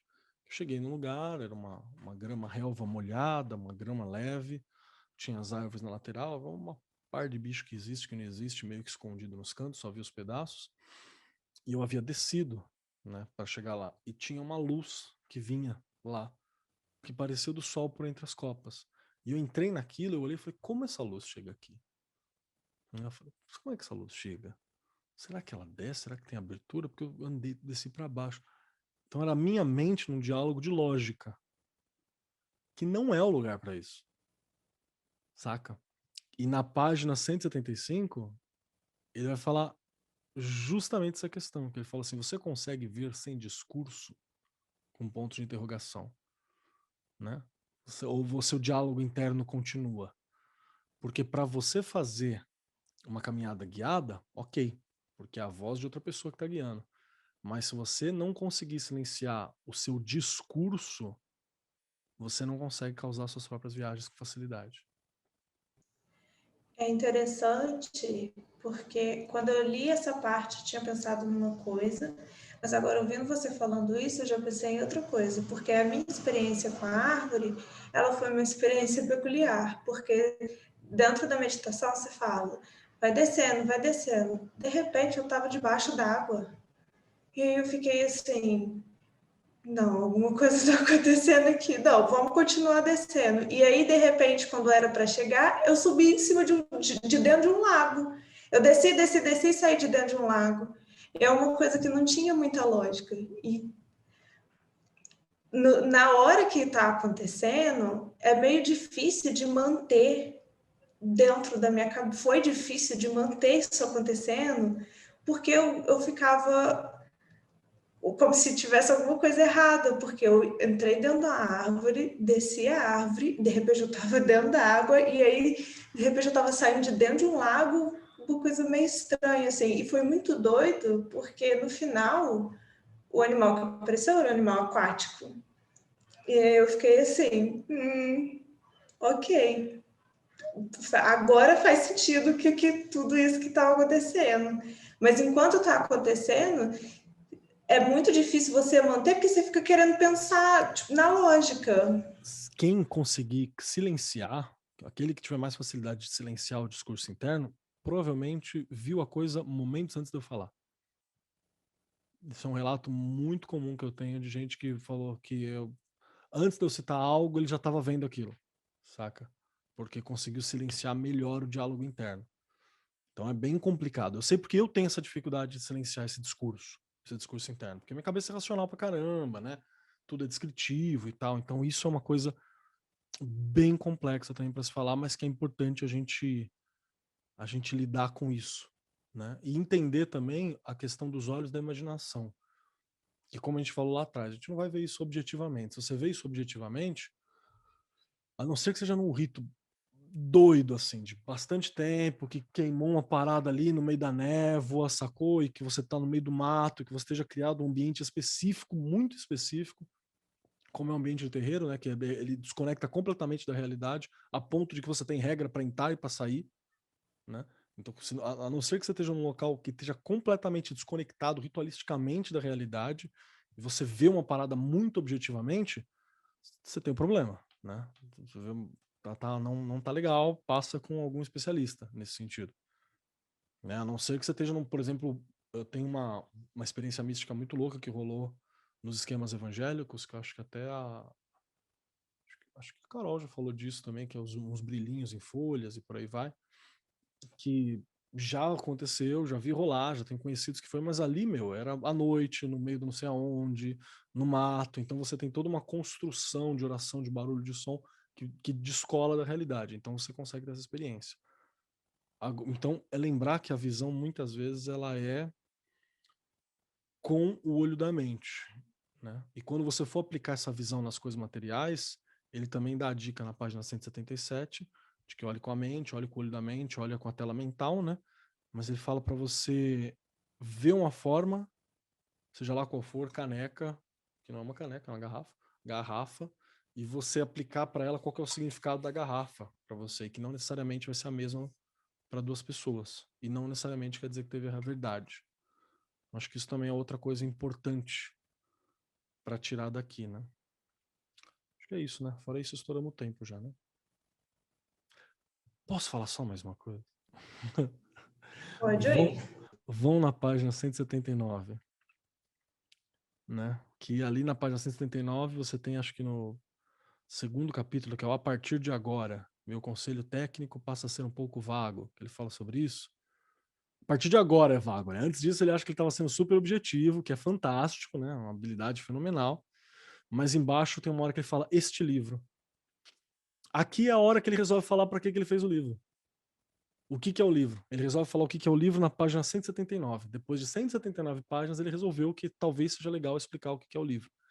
E ele fala: este livro não foi escrito para produzir uma nova tradição de exercícios e habilidades técnicas. Ele é uma atitude de cabeça aberta, uma mistura de interesse e dedicação, que permite que cada mago honesto observe, aprende, adapte e invente formas únicas de alterar a identidade e a realidade. Então ele serve como uma ferramenta para você mudar e para mudar os outros e para mudar o mundo, de dentro para fora. Ele fala: você está disposto a aprender de você mesmo ou você quer continuar indo atrás do rei das bruxas, né? Do não sei da onde, do mago não sei o quê, do servidor de não sei quem, do não sei o das onde, não sei do grupo, né? Essa é a parada. Essa é a reclamação dele, né?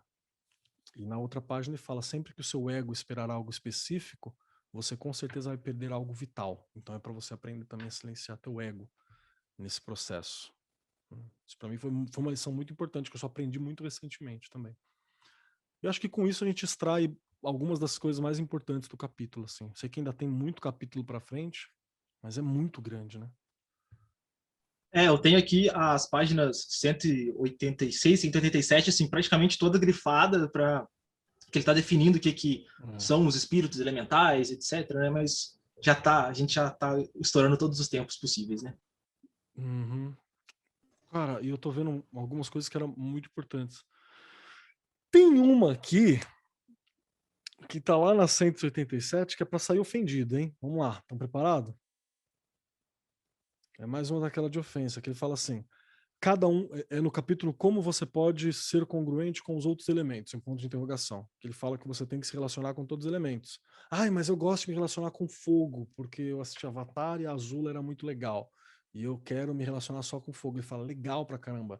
Mas você tem que ser o Avatar, sacou? Você tem que ser o Aang, você tem que se relacionar com todos os elementos. Mesmo que alguns seja mais fácil, como o Aang sempre foi um bosta no fogo. Né? Você pode ser um merda no ar, e tá tudo bem, mas não evite de se relacionar com isso. E aí mais embaixo ele fala cada um dos espíritos, né? Ele fala, cada um dos espíritos é um especialista.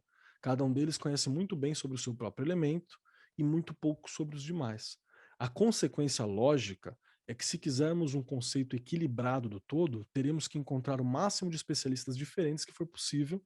Focar demais em um único tipo de espíritos ou deuses pode perturbar seriamente o equilíbrio. Dessa forma, quando deixamos o mundo de um elemento, é bom libertar o excesso de energia, né, de sua fonte, lembrando que a cura exige totalidade da nossa própria vivacidade. Aqui, eu leio aqui uma crítica ferrenha à galera das magias, que eu vou puxar uma diferença entre uma coisa é você fazer o caminho de magos, de magista, outra coisa é fazer o caminho de devoto. Tudo show sair do caminho de devoto, tem problema nenhum, cara, acho legal pra caramba, tenho amigos que são, meu pai é pastor, tá tudo certo. E é um caminho de iluminação, é um caminho de compreensão, e tá tudo bem, tá tudo ok. Só que aqui tem a minha crítica aos filhos de alguma divindade, e que só trabalha com essa parada, e que é tudo isso, e eu falo, gente, bacana, mas, né, você tá ignorando o rolê inteiro, velho, você não tá trabalhando com as outras questões. Né? E se for o caso, tudo bem, você trabalha com as outras faces dessa tua divindade. Júpiter, eu quero trabalhar com Júpiter, mas tem Júpiter Meleque, tem vários Júpiters que flertam com outros elementos, que é para você poder ter essa experiência global. Senão você fica penso, cara, você trabalha no desequilíbrio. Né? E durante muito tempo, por exemplo, foi o problema da Sacra Igreja Católica, foi que ela trabalhava na ordem do desequilíbrio, e para o meu desequilíbrio não ser visível, o que eu faço? Eu sumo com aquilo que evidencia o meu desequilíbrio. Então, que eu sumo com a face da Terra com aquilo que evidencia o meu desequilíbrio, que é para mim não ver o meu desequilíbrio, para não sublinhar o meu erro. Então é tenso, é tenso. E acho que dá para parar por aqui, né? Ó, em cima, hein? Só estourei 3 minutos. Era isso, era até as 8? Desculpa, eu podia... Pode, por mim tá tudo certo. Eu não tenho horário para nada. Domingo. É que assim, o capítulo acaba nessa página e tá falando sobre aterramento no final. E é sobre, tipo, né, tipo, termina o ritual, o que você faz com essa energia? Aí eu só queria pegar o finalzinho aqui, que ele fala, o aterramento evitar o aterramento é ficar inchado de energias desequilibradas. Acumular poder é uma forma excelente de fazê-lo se estagnar e putrefazer. Eu achei isso fantástico mesmo. E aqui você entende por que o banimento chama banimento. Que é a hora que você pega a energia extra e põe pra fora.